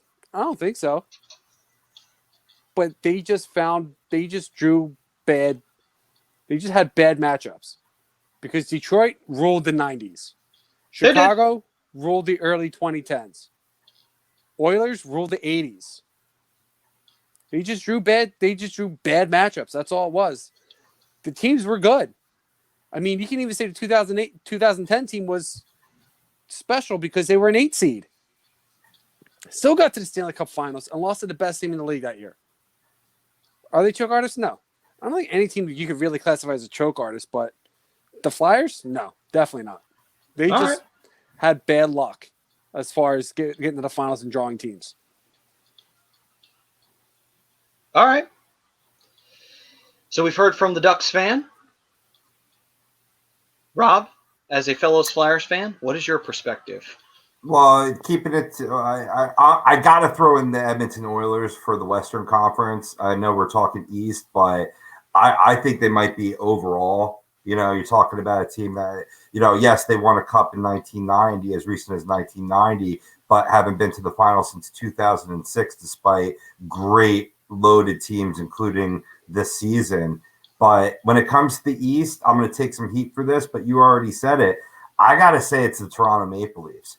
You're talking about a team that hasn't sniffed a cup final since 1967, which they won. And I believe, yes, they won the cup the last year that the Stanley Cup was just between the original 6 and haven't won it since. I haven't been there since. So I got to say that, you know, historically speaking, you know, they qualify and are ahead of the Flyers in terms of choking ways. And, you know, Flyers, ever since I've been a fan, this isn't anything new. I mean, they're up there. You know, they're certainly top 3. But another team that I'll throw in there is the New York Rangers. You know, they were last in it in 2014, which was 4 years or, you know, later than the last Flyers appearance. Yes, they did win it in 1994, but before that was 1940, you know, and they squashed that in 94, which is a little tease for our top moments coming up. But I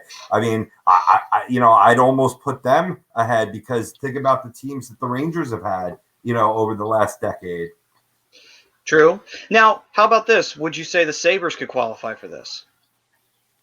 They've never won one, and the last time they were in the Stanley Cup Finals, it was 1999, and they lost. Yeah, because they had a lot of good teams there in the late 90s that we were constantly battling with. So, yeah, they'd be in the conversation for me. They wouldn't be for me because after the 90s, they've kind of just been irrelevant. It's a good point. I'm just throwing it out there only because it was kind of a bittersweet revelation that hit me. Not hockey related, but Doc Rivers. Let's go. But I'm not even a basketball fan. Let's go. I'm psyched for this. But I will say, you know, it was a bittersweet realization to me a couple days ago because I realized, oh shit, we just had the biggest choking team in the history of the East won a cup 2 years ago in Washington. We always had Washington to fall back on and say, okay, thank God. Thank God. It could be worse. Could be Washington can't win a goddamn thing. Now, that's gone. That's historical now. And then on top of that, Tampa was that because immediately we thought, okay, they should have won one by now. What the fuck's up with this? And then they embarrassed themselves last year before winning one this year. So now the truth is like, it's hard for me to realize that, but it kind of did. I'm like, holy shit, we might very well have that throne. But at the same time, I also thought Toronto may have it as well. And there is arguments for other teams. You could say the Rangers, because like you said, Rob, 94 was the last time they won the Cup. They did get to a Stanley Cup Finals 2014 and absolutely shat the bed against the Kings. I mean, the possibilities there. And, it's also relative because there's various reasons what you can define as a choker. Some people would define it as, okay, are you consistently in the playoffs and are you consistently getting eliminated? Or are you consistently not making the playoffs even though you should? There's a lot of things you can throw out there and a lot of variables to this. For me, I define it as you're consistently in the postseason, you're consistently trying to compete, and you're consistently coming up short. That's where I kind of define it as, and that's why I thought Toronto and Philly, unfortunately, were the two teams that came up to me. Yes, Rob. Some might define a choker as a sexual act, just saying. And some women enjoy it. That's well played. Well played. Well played. You know what I miss about not being in the studios? I miss our soundboard. Yeah. There's some bits we could definitely have used tonight. Yeah, definitely. But quack, so quack, quack. Before we move on to our Stanley Cup moments, this is what the fam had to say about all of this, and one of them coming in from Mr. Anthony saying there is one team you guys are not talking about, and that's the Calgary Flames. Well, I was focusing on the East, not the West, but Calgary, there can be a case made for them. They struggled in the 90s, and then they got better. And then Mr. Speed was saying Flyers had tough teams with decent talent. They faced all Hall of Fame players in the finals every time. You're right, and that's obviously agreeing with you, Brian. It's tough. It's tough. I kind of get the mindset, Maddie, but at the same point, you gotta realize that they played very, very good teams that just dominated their times. I know. It's just one of those things of, what separates you from being a good team and a great team, that's winning it. That's the one thing that hits you, right here in the heart, If you're going to win hockey's toughest prize to get, you got to beat the best of the best, so no excuses. Yeah. Look at how Dallas rose to the occasion. And if you're about to tell me that the Dallas Stars are as talented as the Tampa Bay Lightning, I say poppycock. No, they're not.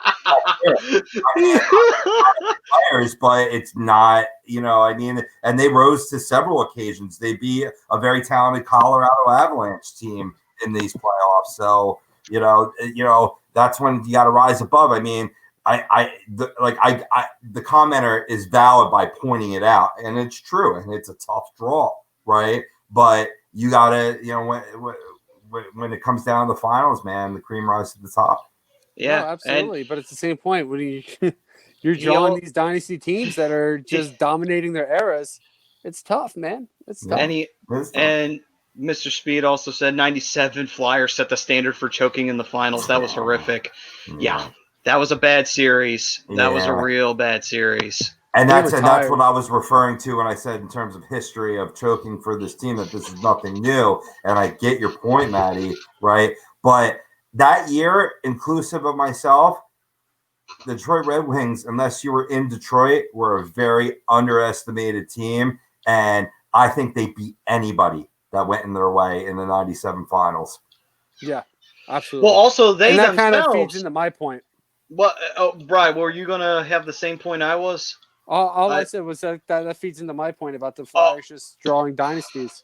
Gotcha. But also, we have to put ourselves in the Red Wings' shoes for a moment, too, to go and piggyback off what you said, Rob. I mean, think about it. The Red Wings had a choker label on them throughout the whole 90s before they won one. Think about it. Steve Yzerman was considered the biggest choking captain of them all because he couldn't get the job done. The Red Wings couldn't get back to the final. Finally, they did, and they won 2 in a row. And then after that, that was like the domino. It just started falling after that, and the Red Wings wound up winning 4. They laid the foundations. Eventually, they had the backlash that led to the 2008 Cup. And, there you go. From there on out, the Red Wings were an evil empire in the West. And Ryan was saying, I was 1 year old in 97, and even I knew back then it was so bad. Leave it to brother to make us feel old, Rob. Oh, God. That was my first year of college. Yeah. And you could just put on my nameplate, old at Rob _Polier. Pretty sure I was in 8th grade in 97. Oof. And the final couple of points is Ted was throwing one that's from the West. He says, how about Vegas? Put them on it. I mean, I think it's a little early to throw Vegas into that category. I mean, if we go like another 6 or 7 years and this team is officially done and they still haven't won anything, okay, I'll give you that one. Vegas probably should have won one. But Anthony then saying the Flyers are a physical team and they always played speed teams. There's a good point to be made there. There was a lot of speed teams that the Flyers did wind up drawing that they were not as on the same level with. But then Donna saying, Ryan, I was 3 years old. Yeah. Oh, my God. Y'all make me feel 3. old, bro. I thought Don was older than on, that, bro. Honestly. I really thought he was older than that. Holy shit. My mind has been blown for the night. I don't like that. And then we got Mr. Speed saying those 80s Oilers teams were very mean and fast, and they could play in any style. And that is true. They could, and they had the greatest player at the prime of his career. And that's just one player out of the tons of players that they had. And then Tom was saying truth, Maddie. And then what do we got here? Anthony, we got the one team. Mr. Speed was saying Messier was a thug on the Oilers. Let's be real. Yeah, he was. He was. And then he said Detroit played more physical. Flyers were supposed to be tough guys and got beat up. I think they just got shut down, really, at the end of the day. Detroit played a really strong defensive game, and the Flyers couldn't keep up with them. That was just as simple as that. Donda saying, I'm 26. Holy shit, he's a year younger than me. Nice. Nice for you, Donda.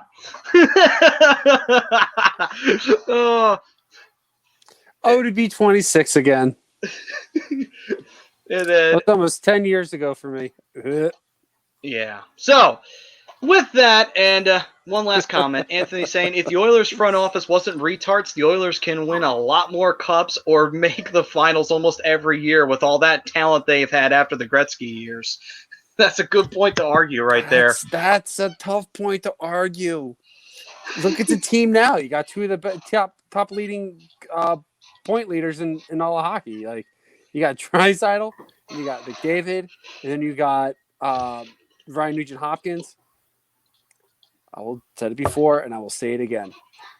That defense in Edmonton and goaltending is what is holding them back. Gotcha. Because now they don't have Mike Smith now either. He went bye-bye. To be fair, though, Mike Smith kind of played subpar anyway, although the defense didn't do him any favors. So. No, Darnell Nurse is a great defenseman, and he's the only good one they got. Andre Sekera, I think he might not even be there anymore. Chris Russell, I don't think is there anymore. I don't even know who the defensemen are for Edmonton anymore. Let's just put it that way. I know Darnell Nurse. That's it.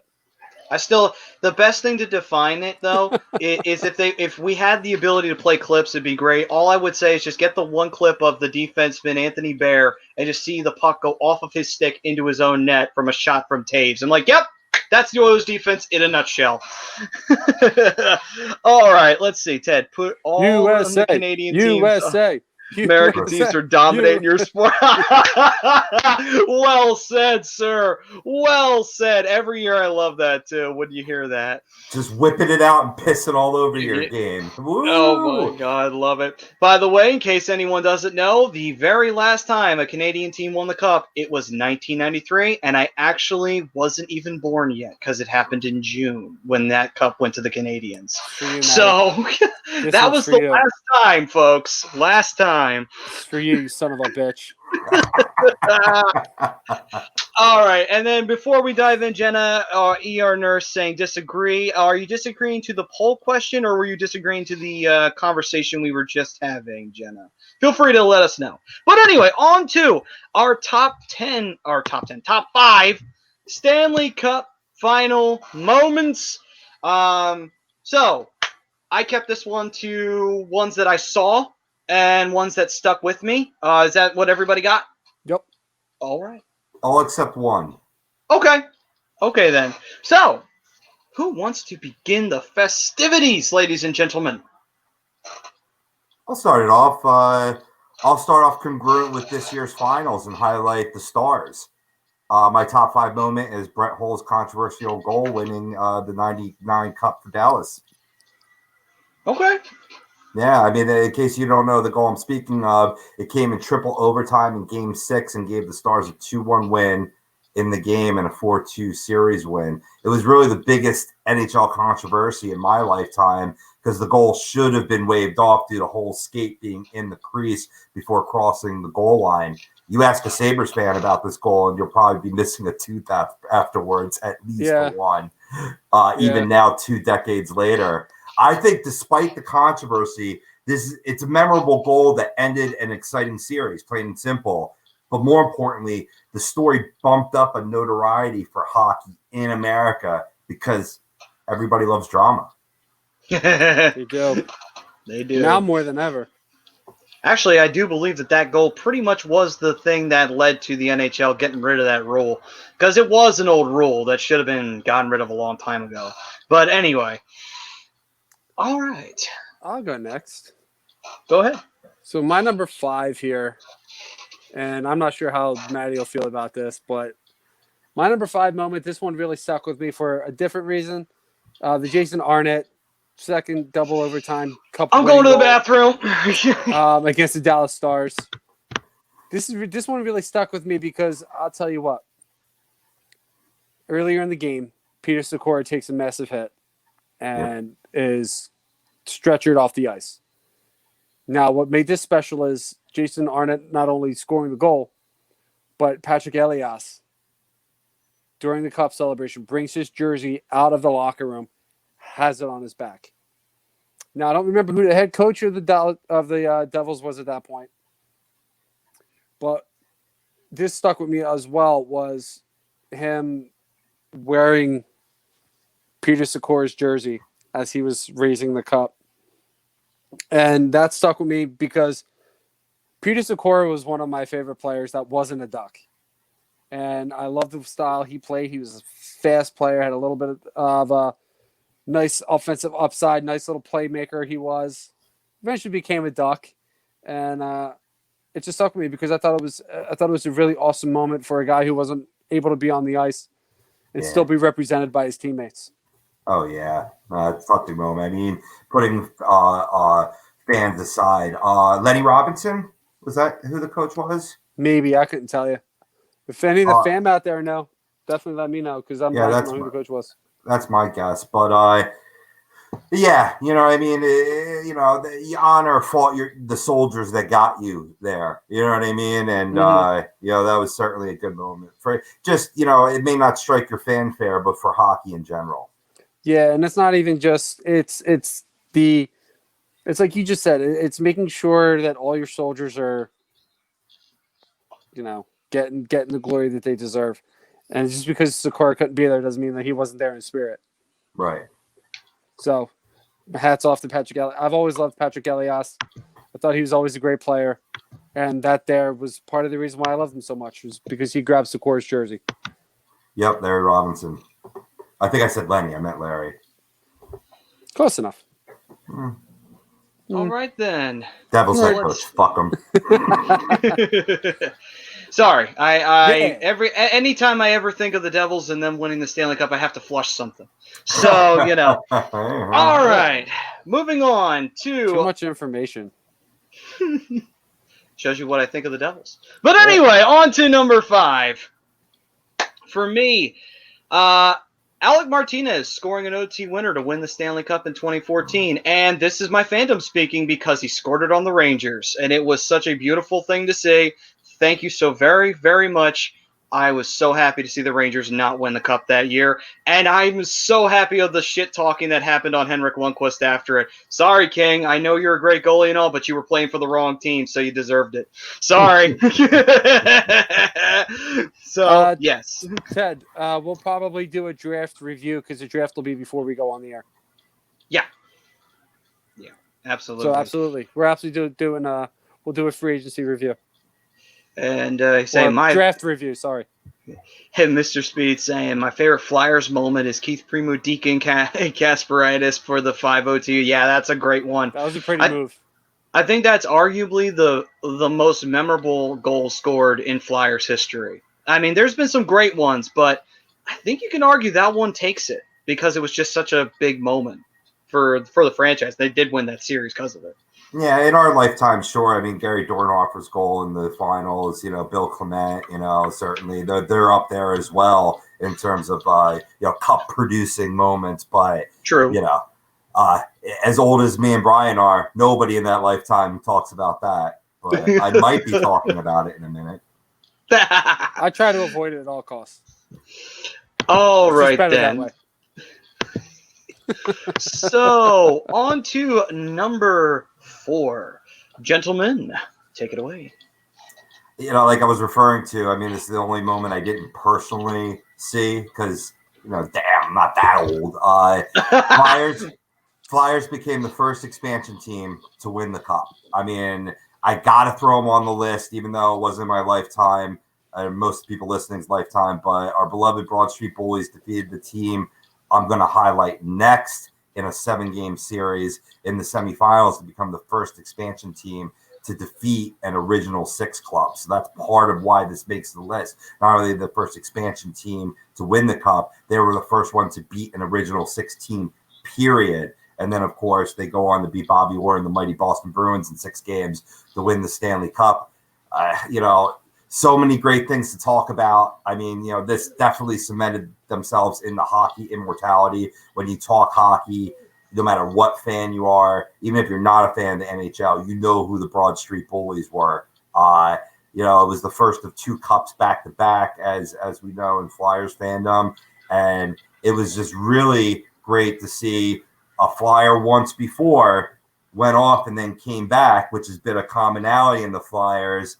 And he just took over a city. He took over Philadelphia. And that man I'm speaking of is Bernie Perrant. And only the Lord saved more than Bernie. Absolutely. Well, we got to worry about Carter Hart now. Yeah. Well, he some say he might save more than the Lord. I know it's blasphemy, but he is God. He might. Yeah, that's true. That is true. And Don saying, I think mine is obviously the Wings winning the Cup in 2008. That was a damn good series. And I was very happy to see that the Penguins didn't win it either. So that was a good moment for all of us here. Well, maybe not for Bry. Did the Red Wings face the Ducks that year or no? Yep. They did. Okay. So that's probably not a good memory. No. Pretty sure they met him in the Western Conference Finals again, too.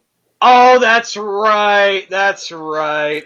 Yeah, okay. It's all coming back to me now. It was either the second round of the Western Conference Finals we got eliminated by Detroit. I'm pretty sure it was the Western Conference Finals. You were coming off a cup win, though, so I think it's a little easier to stomach now. No, because we had just beaten Detroit to get there in 2007. Yeah, it's true. Any competitive fan, you win it once, you win it again. You want to keep on tasting that champagne. Yeah, I got it. And for me, sorry, go ahead, Matty. I was going to say, and also Mr. Speed was piggybacking off of what you said, Rob. He said back-to-back, no less, for the Stanley Cups. True. But very true. If people forgot Bernie got traded, then came back. That is true. He did get traded, and then they brought him back. And actually, Ed Snyder said it was the hardest thing he ever had to do in that time period for the Flyers. He actually almost cried when he had to make that deal. Yeah. So I like this. He's foreshadowing something. Mine was Colorado won the cup and Wob retired because I was sick of him. Is he foreshadowing something? Oh, he might be. Ted saying, I'm 34, got into hockey later, loved seeing Fleury own goal, costing Pens the cup in their building. Oh, yeah. Fleury had that. Yeah, he absolutely failed in that one series against Detroit. But anyway. So for my number 4, Rob already covered, so I'm going to throw one that Rob just actually brought to my mind. I'm going to throw that one out there instead of throwing out the Brett Hull one. Oh yeah, Brett Hull. Oh, nice. Yeah. Of course I did. I remember watching that. Yep. But what I'm going to throw out there is one I haven't seen, and I think it's pretty memorable, especially for just all hockey fans in general. The iconic Bobby Orr scoring a GWG to clinch his Stanley Cup. I forget even what year it was, but. That's iconic. His Superman dive at the end, it's such an iconic goal. Everybody knows Bobby Orr's goal, Superman goal. So that's where I'm going to go with number 4. All right then. So for my number 4 moment, this one might be a little bit remembered, maybe not. It was 2004. It was the Stanley Cup final between Calgary and Tampa Bay. And it was Game 5, and I was rooting for Calgary in this Stanley Cup Final, not only because Tampa had eliminated the Flyers to get to this Stanley Cup Final, Jerome but McGinley versus also Vinny Lavacavalier. Let's go. that was another thing too. I also wanted Jerome McGinley to win a cup so bad because he was one of my favorite players, and it was such a shame he didn't win it. But I have his jersey. Oleg Zaprikin scored in overtime in Game 5, and that gave the Calgary Flames a 3-2 lead going into Game 6, and it looked like the Flames were going to win the cup then. It looked like, oh my God, the Flames are actually going to do it. They're going to go all the way on this magic run because they had already upset teams that should have beaten them. They upset Detroit. They upset teams that they should not have beaten that year, and they got all the way to the Stanley Cup Finals. I thought, oh my God, Zaprikin just sealed it. They can win it in 6. Didn't happen that way, though. Tampa returned the favor and got an OT winner of their own, and then Game 7 was Game 7. But for that one moment, it looked like Oleg secured the cup for them in game number 6. It was close. It was very, very close. Heard 1970. I got you, Robbie. Thank you, brother. Yeah, I like it. I don't remember much about that series. The only thing I really remember about that one was I was still a little bitter from 2003. But I do remember Vinny Lecavalier and Jerome McGinley duking it out a couple times. Those two didn't like each other. No. Oh, no, they did not. All right, Robbie, what's your number 3, brother? I'm on my number 3. Yes. Let's get this party started, and I'm going to piss off some people with this, but I'm probably going to make Brad Ryer happy if he's listening. Rangers silenced the chance of 1940 for good in Game 7 of the Stanley Cup Finals against the Vancouver Canucks in '94. I know where you're going. Yeah. I know where you're going. Well, just the simple fact of this is the moment that, the Rangers, they held I think it was 3-2 win at MSG over the determined Vancouver team that nearly pulled off an upset. The biggest thing that I'll remember from that watching, was the play-by-play man, Sam Rosen, said, "This one will last a lifetime." I mean, that's just a great call, one of the most iconic calls in hockey. But I think what Brian was thinking I was going with this was in the Eastern Conference Finals and Messier's guarantee that they would win Game 6 to force a Game 7 against the New Jersey Devils, and Stephane Matteau sent them to the finals. I think that's part of the war here for me.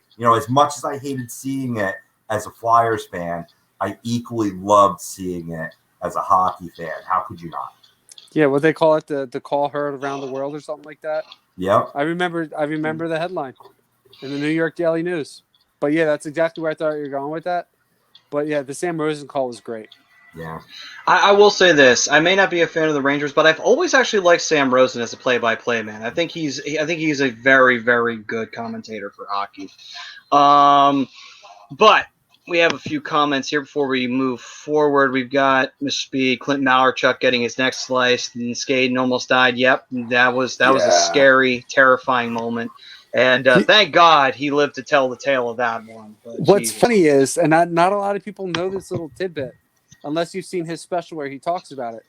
He was in the ambulance getting taken care of, and he told the ambulance driver he needs to hurry up because he needs to get back and finish the game. Are you freaking kidding me? He got his neck sliced, and he still wants to go out there and finish the game. You just had your jugular severed, and you're trying to get back. Man, these hockey players are psychotic, and I love it. I love it. Only in hockey, man. Hashtag it. Yep. Yeah. And Rich Peverley dies on the bench and says, "Hey guys, when can I go back in? I got to get ready for my next shift." Are you kidding me? You literally just died. We had Pronger on the show, and we talked about him getting hit in the heart with a puck, and he made fun of it. So it's just like, wow. Yeah, he did that exact thing on the air. It's just, you got to love these guys, man. They're tough as freaking nails. Like, Jesus, Okay, so hold on. We got to address this. Saying Flyers are done. This was their year, and they completely fell on their faces after getting number 1 seed. No, I could not disagree anymore. Flyers are not done. It was a bad – the Flyers fell apart in that first series, and they struggled. Hart won us that series, and then after that we went to the next round, and we were facing a team that beat us all year. So the fact that we even got to 7 games tells you how hard the Flyers were trying to push a game 7, and they just couldn't because they were getting outplayed. It just was what it was. It was what it was. There's nothing more to it than that. I mean, I disagree with them, but go ahead, Rob.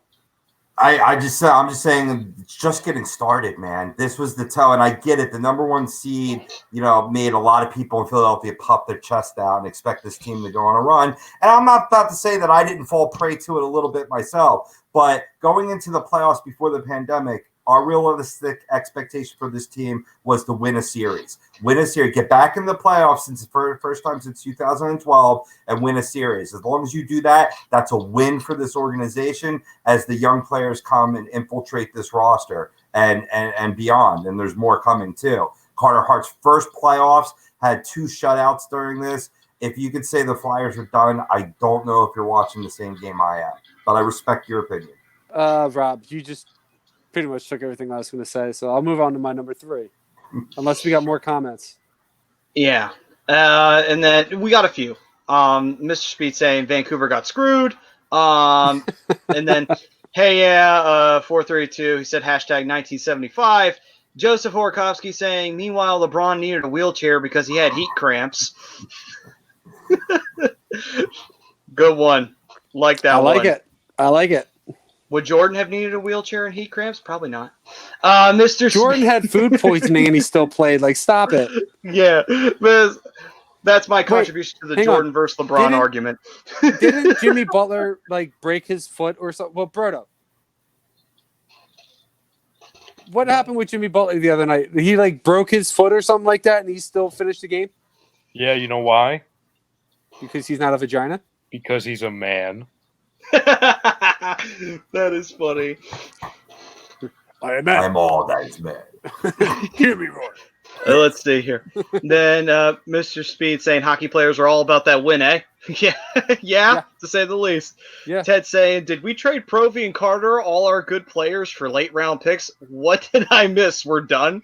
So respond to exactly, and that's exactly what Rob was saying and what I was gonna say, but they're just concerned. The future's bright. The pipeline is filled. Yeah. Yeah, no, absolutely. Mr. Speed's spot on. I remember Steven Stamkos taking a puck to the face. The visor scraped all the skin off his nose. He put on a full face visor. Went right back Didn't even miss the shift. Andrew Cogliano took a puck to the face. Knocked out 2 of his teeth. Didn't even miss his next shift. Had his teeth pulled out of his face. Back out there for his next shift. All right, then. So we got a couple more Sociopaths. Here. Joe was saying, happy Halloween season, everyone. Jason X on Sci-Fi. What a terrible movie. It was a terrible movie, but it's so bad it's good. And I like... Oh, so bad. I watched Urban Legend the other day. Oh, it was horrible. I don't know how I got through it. I really don't. Yeah. Now that we're in the off season, we'll do some more fun stuff at the end of shows. We'll talk about our favorite horror movies and stuff like that if we have the time.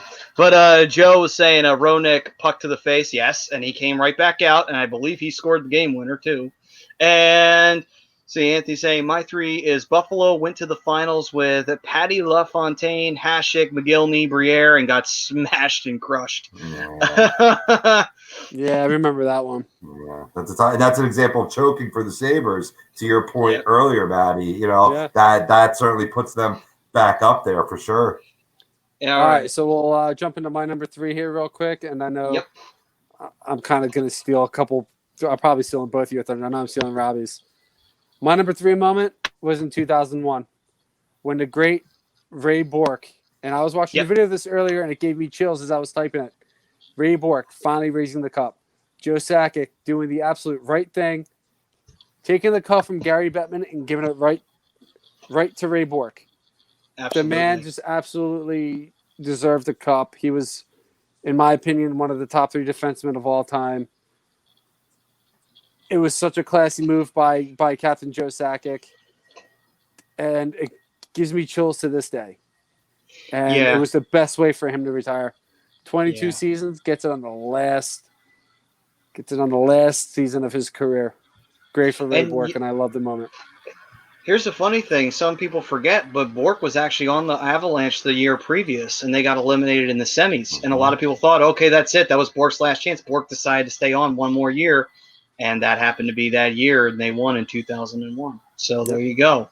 Special moment there for a legend who did deserve it. He just was on Boston. Boston, they drew Edmonton a lot, and they also choked a lot in the 90s. So there you go. There's that was pretty much Boston's MO.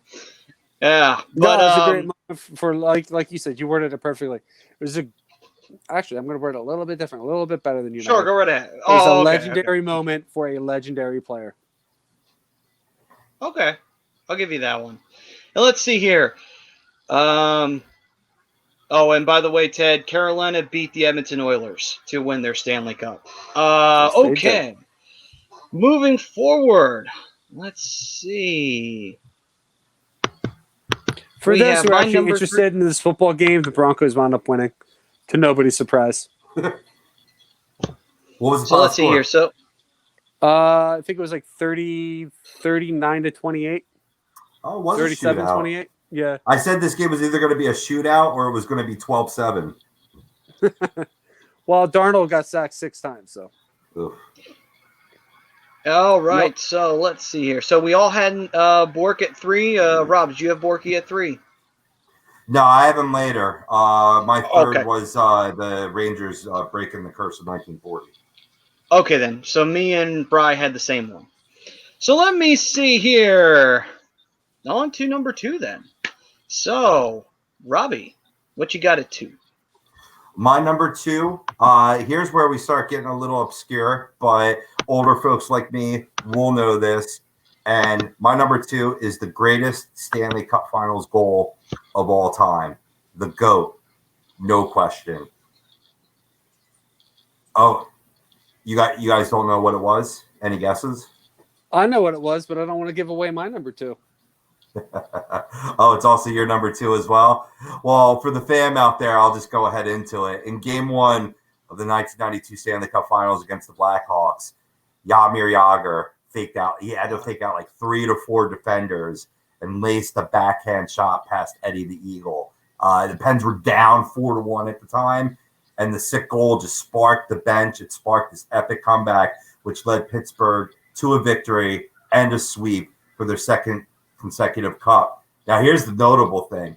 After the game, a 20-year-old fresh-faced Jagr said he was lucky to score on a backhand. Like that's another reason why you gotta love hockey players: the modesty and the humbleness. You know, when you're the best player. I mean, maybe second to Lemieux, you're his Malkin to his Crosby, but in my opinion, was the greatest hockey player in the world at that time, and he said he was lucky to score on it. And Lemieux agreed with me. He was interviewed after the game, and he said it was the greatest goal he had ever seen at any time, and he saw his own goals. Yeah. So, I mean, just high praise. Like I said, just deeped out, just a guessing beleaguered Chicago Blackhawks squad, and it couldn't happen to a finer organization because, I don't know, it comes neck and neck in terms of who I hate more in Pittsburgh and Chicago. But I'll throw that moment there as number 2 because it was just, to this day, one of the sickest goals I've ever seen, certainly in the finals. Go. Gotcha. Yeah, that's not where I went with number 2. I actually had no idea what you were talking about. I just wanted to come up and be like, yeah, I know what you're talking about. Just let them know. I know. I got a number 2 as well. No, my number 2 is my favorite. This realistically is my number 1 moment, but my number 1 moment's even better. Let's paint a picture here real quick. It's the year 2003. It's the New Jersey Devils versus the Anaheim Mighty Ducks in the Stanley Cup Finals. Okay. It is Game 6. We are halfway through the second period. Anaheim's up 3-1. Scott Stevens comes across the middle. Sees an unsuspecting Paul Correa. Boom! Knocks him out. What a piece of shit. Scott Stevens is the biggest piece of shit. I know that story. Well, that's why you never cross the middle of the ice on Scott Stevens. Yeah. Correa never did that. He had Rafalski. No, that's not even – that does that no justice. 13:48 left in the second period. Paul Correa gets knocked out cold. Gets up on his own, legs wobbly, gets help to the bench. Well, roughly 10 minutes later, guess who decides to return?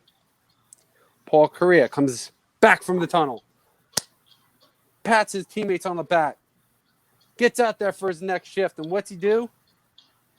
The great call by Gary Thorne. Off the floor, on the board, Paul Kariya scores.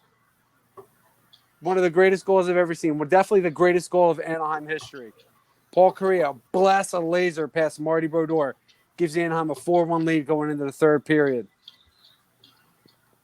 Great moment in Anaheim Ducks history. Great moment in Stanley Cup history. And one of the greatest calls of all time. Of course, that's a little bias in that one, but A little bit. It's all right, off though. the floor, on the board, Paul Kariya. Well, it is our top Stanley Cup Finals moments. We're going to be homering here. Why not? Yeah. All right, let's see here. So for my number 2, 2015 Stanley Cup Finals, Game 6 ended the series, and it was Chicago and Tampa Bay. Chicago won the cup, but more importantly, there was a certain player on the team that won a cup that night with Chicago, and that is the great former Philadelphia Flyer and defensive captain Kimmo Timonen, who absolutely deserved to be a Stanley Cup champion. Unfortunately, the Flyers couldn't get him there after 2010. So Kimmo Timonen got his Stanley Cup when we traded him to Chicago, and we also got a second-round pick out of it because the third we had gotten was conditional. And if the Blackhawks had gotten out of the third round, it bumped up to a second. So, hey, we got a little bit more out of that because of that reason. But ultimately, at the end of the day, though, Timonen winning his cup, it was a special moment. We used it as an icon, actually, an image for one of our older episodes. And it was just a special moment for Philadelphia. I mean, Chicago beat us in 2010, but you know what? It is what it is.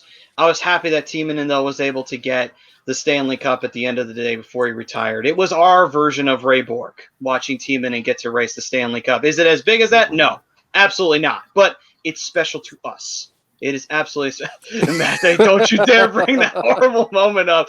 Oh, I forgot, because that was the year Chicago was down 3-1 to the Red Wings, and they came back. Oh, I forgot about that. Oh, man. I actually remember that, too, and I thought, shit, the Red Wings are going to stop Timonen from getting his cup. Sure enough, no, that didn't happen. But you know what? I shouldn't have doubted the Blackhawks because bullshit used to go their way all the time back then. So that was just how it was for Chicago. They had some of the best puck luck in the world during that time period too. They really did.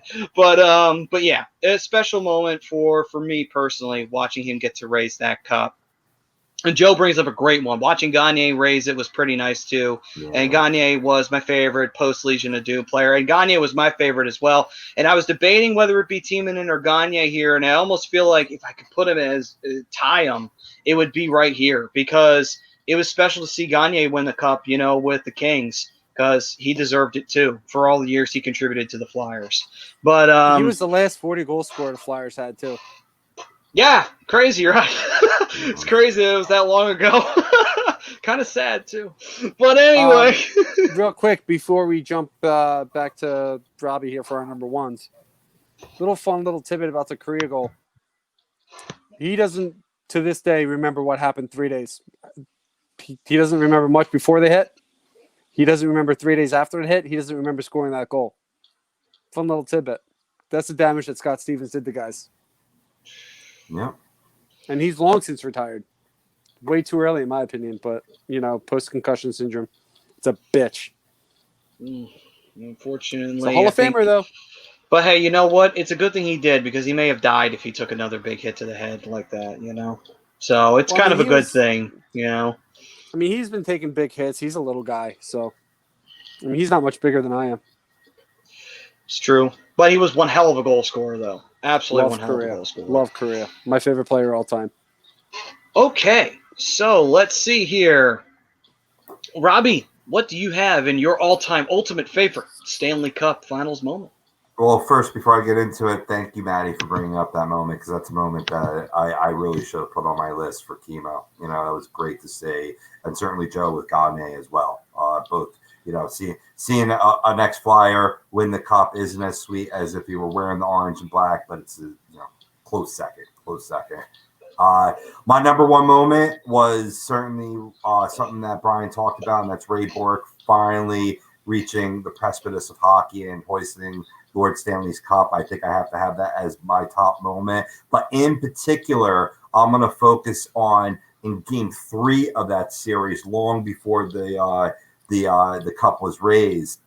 Ray Bourque scored the Game 3 winning goal in that 2001 finals. It was a 45-footer with just a lot of juice on it. The prototypical Bourque shot from the point.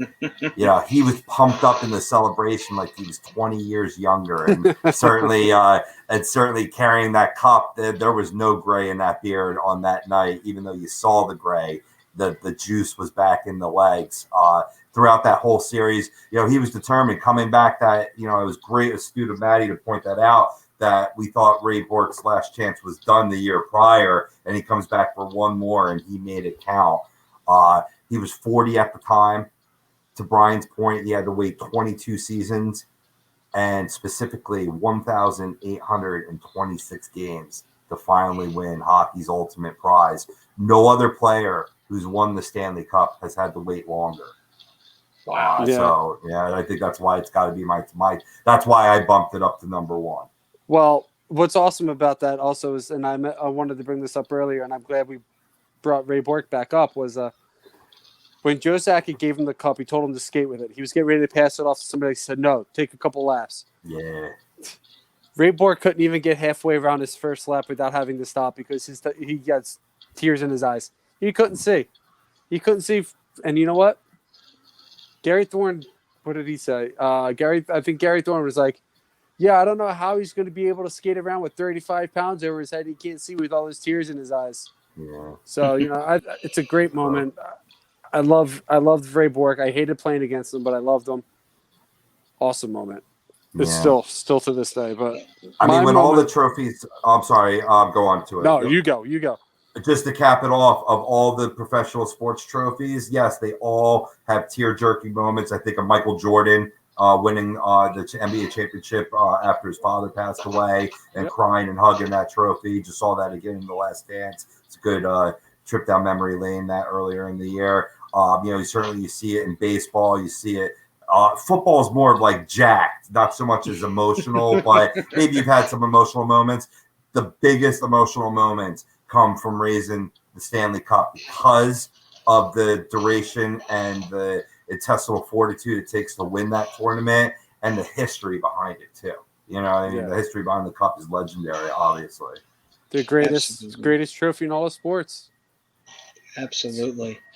And you know what? It was a special moment. And also they didn't beat a scrub team to do it either. They beat a really tough New Jersey Devils team to get the job done. So it's even better. Another perfect example of a great team coming through.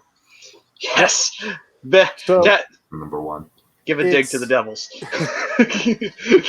It's really awesome that you mentioned tear-jerking moments because my number one was a tear-jerking moment for me. He may not have been my number one all-time favorite player, but he's my number two. And that's getting a chance to see Teemu Selanne finally raise the cup in 2007, retired a couple years later. But it was just a great moment being a Ducks fan, and he didn't have many chances in his career. And classy move by the Niedermeyer brothers was giving him the cup almost right away. Great moment. Well deserved. He's another Hall of Famer. 600 goals in his career. It was great to see him raise one before his career ended. We'll love plenty of opportunities to get more, but what are you gonna do sometimes? Game 7s are a bitch. But don't ever hire Bruce Boudreau. Never hire Bruce Boudreau. I would have loved to see Korea get one. It would have just made my life that much better. But getting to at least see Teemu Selanne raise the cup is a moment I'll never forget. And just seeing him, just seeing the tears in his eyes, I couldn't help. I honestly, I was crying that night. I won't lie. I cried. No, Judge you me. have every I don't right care. to. You have Okay. no. You can't. Okay. No way at all. You should never be judged for crying because your team won the Stanley Cup or any championship for that matter. Because Yeah, I saw Chuck. people crying when the Phillies won in 2008. So Okay. there's nothing wrong with that at all. Absolutely not. That was a great 2-year span for me. B-Dales, he cries. And I'm right with you, man. It's far better to cry during a victory than it is in defeat. Trust me. Yeah. No, absolutely. It's better. That's right. It goes on the list, Proto. It goes on the list. That was a oh my god! You want to talk about a tear jerking moment? I cried. When you sat there and you saw him say "I'm sorry" Yeah. and then deliver sweet chin music. Yeah. That was it. The next night on Raw was just hard thinking too. about it.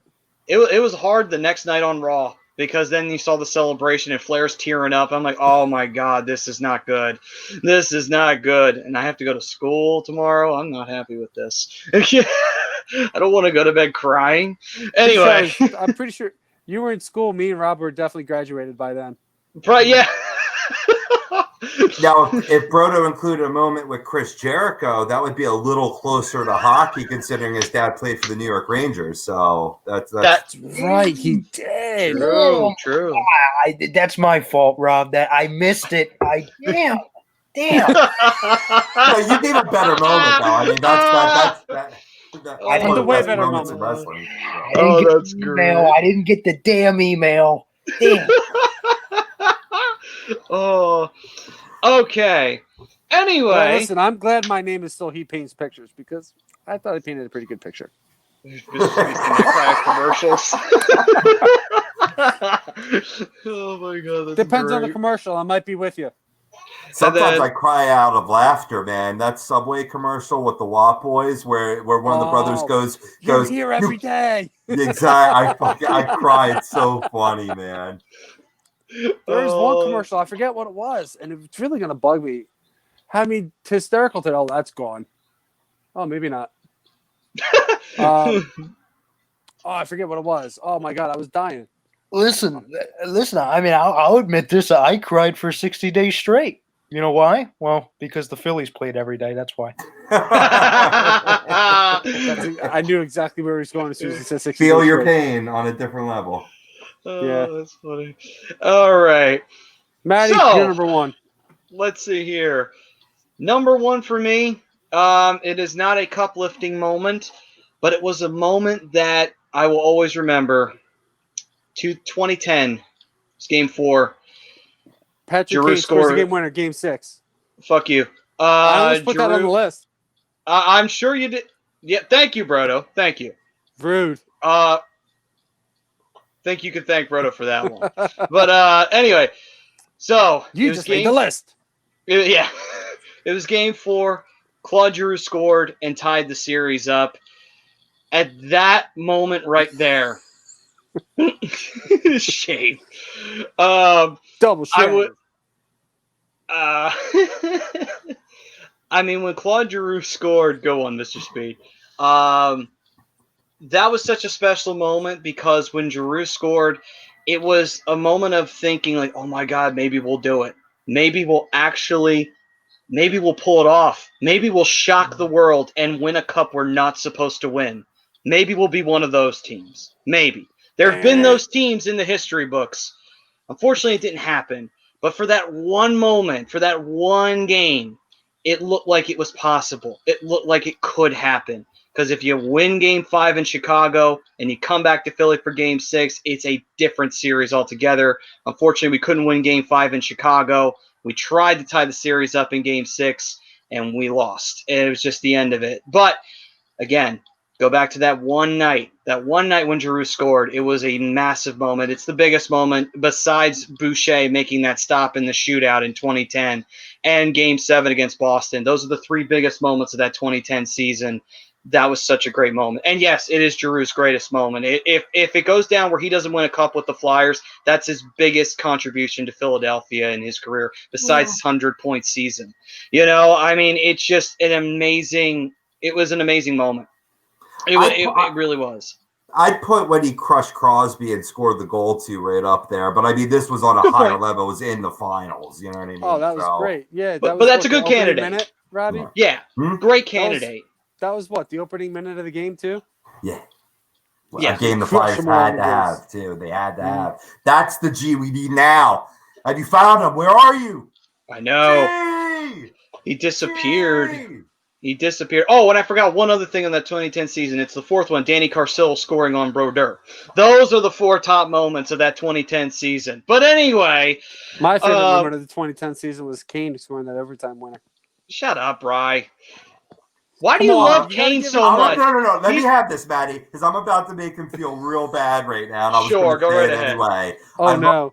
I love you bringing up this moment, Maddie, because this was probably my most emotional, even over 97 in terms of a Flyers run falling just short. Because at the time, sadly, my mom was in hospice at the time, and we were watching the games together, and she was rooting on the Flyers, even though her dick of an ex-husband, not my dad, second marriage, right, who fucked her over, was a huge Flyers fan. She put that aside because she knew that I love the Flyers too. And the magical things that happened in that year, and even in 2011 when she wasn't no longer with us, I attribute to her, and it was just a very emotional, and that's why I felt too that despite how down we were in that series, that we were still going to come back and win it, because just the magic of the way you would hope the universe to work. Sadly, it didn't work out, but it will eventually. Nah, dude, that makes me feel good that you got to, bond with your mom that way and sit there and watch the games. My mom wasn't like that. She wasn't into sports. She couldn't tell you what a baseball looked like. Right. Like, my mom was the furthest from sports that you can possibly get. And the fact that you could share that moment with her, even if it's in that situation, is still a special moment for you and her. And you know what? I wish I could have had those moments with my mom. But I'm sure you had different moments. Exactly. Yeah. And that was the thing. We had other moments. We did other things, but hockey became a passion, and it is.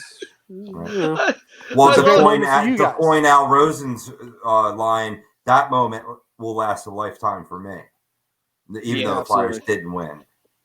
Yeah, because you had Doc calling it too, which made it even more special. Because then he said, Giroux, Flyers win, and it's just like Doc could have said anything in that moment. He could have said fucking gibberish, and it would have been like, you know what, it's classic because it's Doc saying it. But anyway, I do love Jim Houston on Hockey Night in Canada. Like, he's probably my favorite commentator. He's the best. He's good. I like Jim Houston. Can we get Gary Thorne back? Jesus, I hate the fact that he's calling Orioles games. Why can't he just be back at calling hockey? But anyway, and Joe was saying, I was in Afghanistan in June of 2010, and I was up at 4 a.m. watching all the playoff games. Damn, man.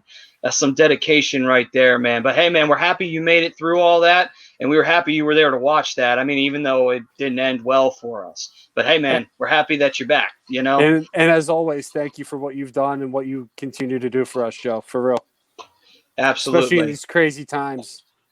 Yeah. It's crazy times.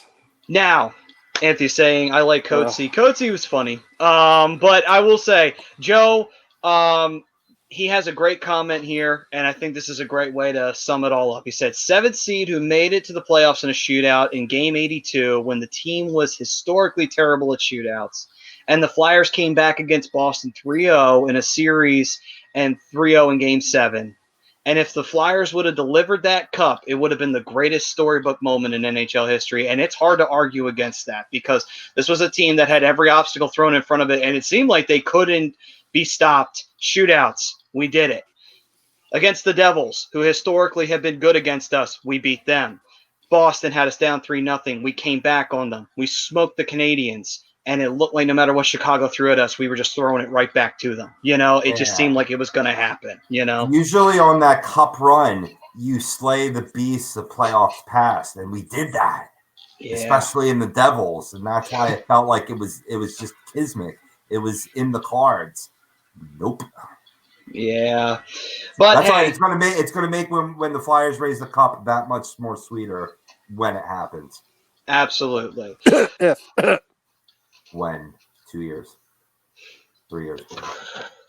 Thank you, Brian. Oh, this kid has way too much power. I don't like this. No, he's fine right where he's at. So, with that being said, we thank you all for joining us for another edition of the Hockey Happy Hour. We thank everybody who chimed in. Mr. Speed, thank you very much. We have not seen you before. And by the way, before we go, I will say I love the fact that Ace Frehley is your icon. That's pretty badass. I'm not going to lie. 100%, Maddie, 100%. And the last, I just forgot to mention this one thing real quick, Maddie, before we sign up. I'll be really brief. I know we got to sign off. Sure. But it's sort of my penalty box moment, but it was a part of the Stanley Cup celebration. The Lightning players allowing fans at the parade to drink from the Stanley Cup. Oh, that's awesome. I mean, no, I gave him a 2-minute minor for being dumb because, I mean, sharing the Stanley Cup celebration with the fans is definitely understandable and very heartwarming, but allowing the fans to drink from the cup may not have been the most sanitary idea during a pandemic. I mean, I liked how they did the parade via the boat and had the social distancing. I think that was fabulous. But I mean, Alex Killhorn and Stamkos, I don't know what they were thinking because right after they reported other, in the fans' mouths, then they were drinking from it and swimming around in the river and going nuts. And I get it. I mean, you don't really think about it in that moment, but I don't know. I like the parade, and I'm sure all the Tampa Bay fans that tuned in tonight love the parade. Flyers win it. I'm going down to Brian Patterson too. I'm probably wearing the all orange jumpsuit, so that way I'm totally COVID free. But I just that element of that in terms of that, I don't like. Not egregious. Only a 2-minute minor for being dumb, but that wasn't really the best idea in my opinion. Absolutely. I get it, but Joe saying, Rob, it's Florida. Are you really surprised?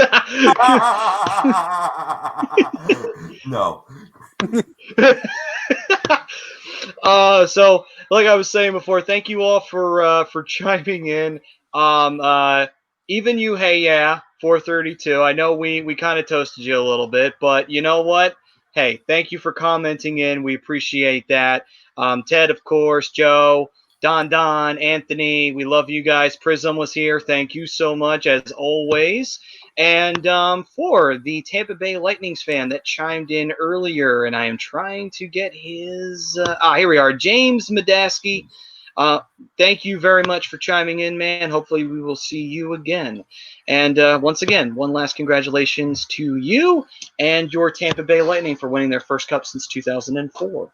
So with that, ladies and gentlemen, we thank you for joining us for another edition of the Hockey Happy Hour. And if all of you fans out there who were chiming in and being new to the fam or being our regulars, there is a way to support the show if you love us. And how can they do that, Brian?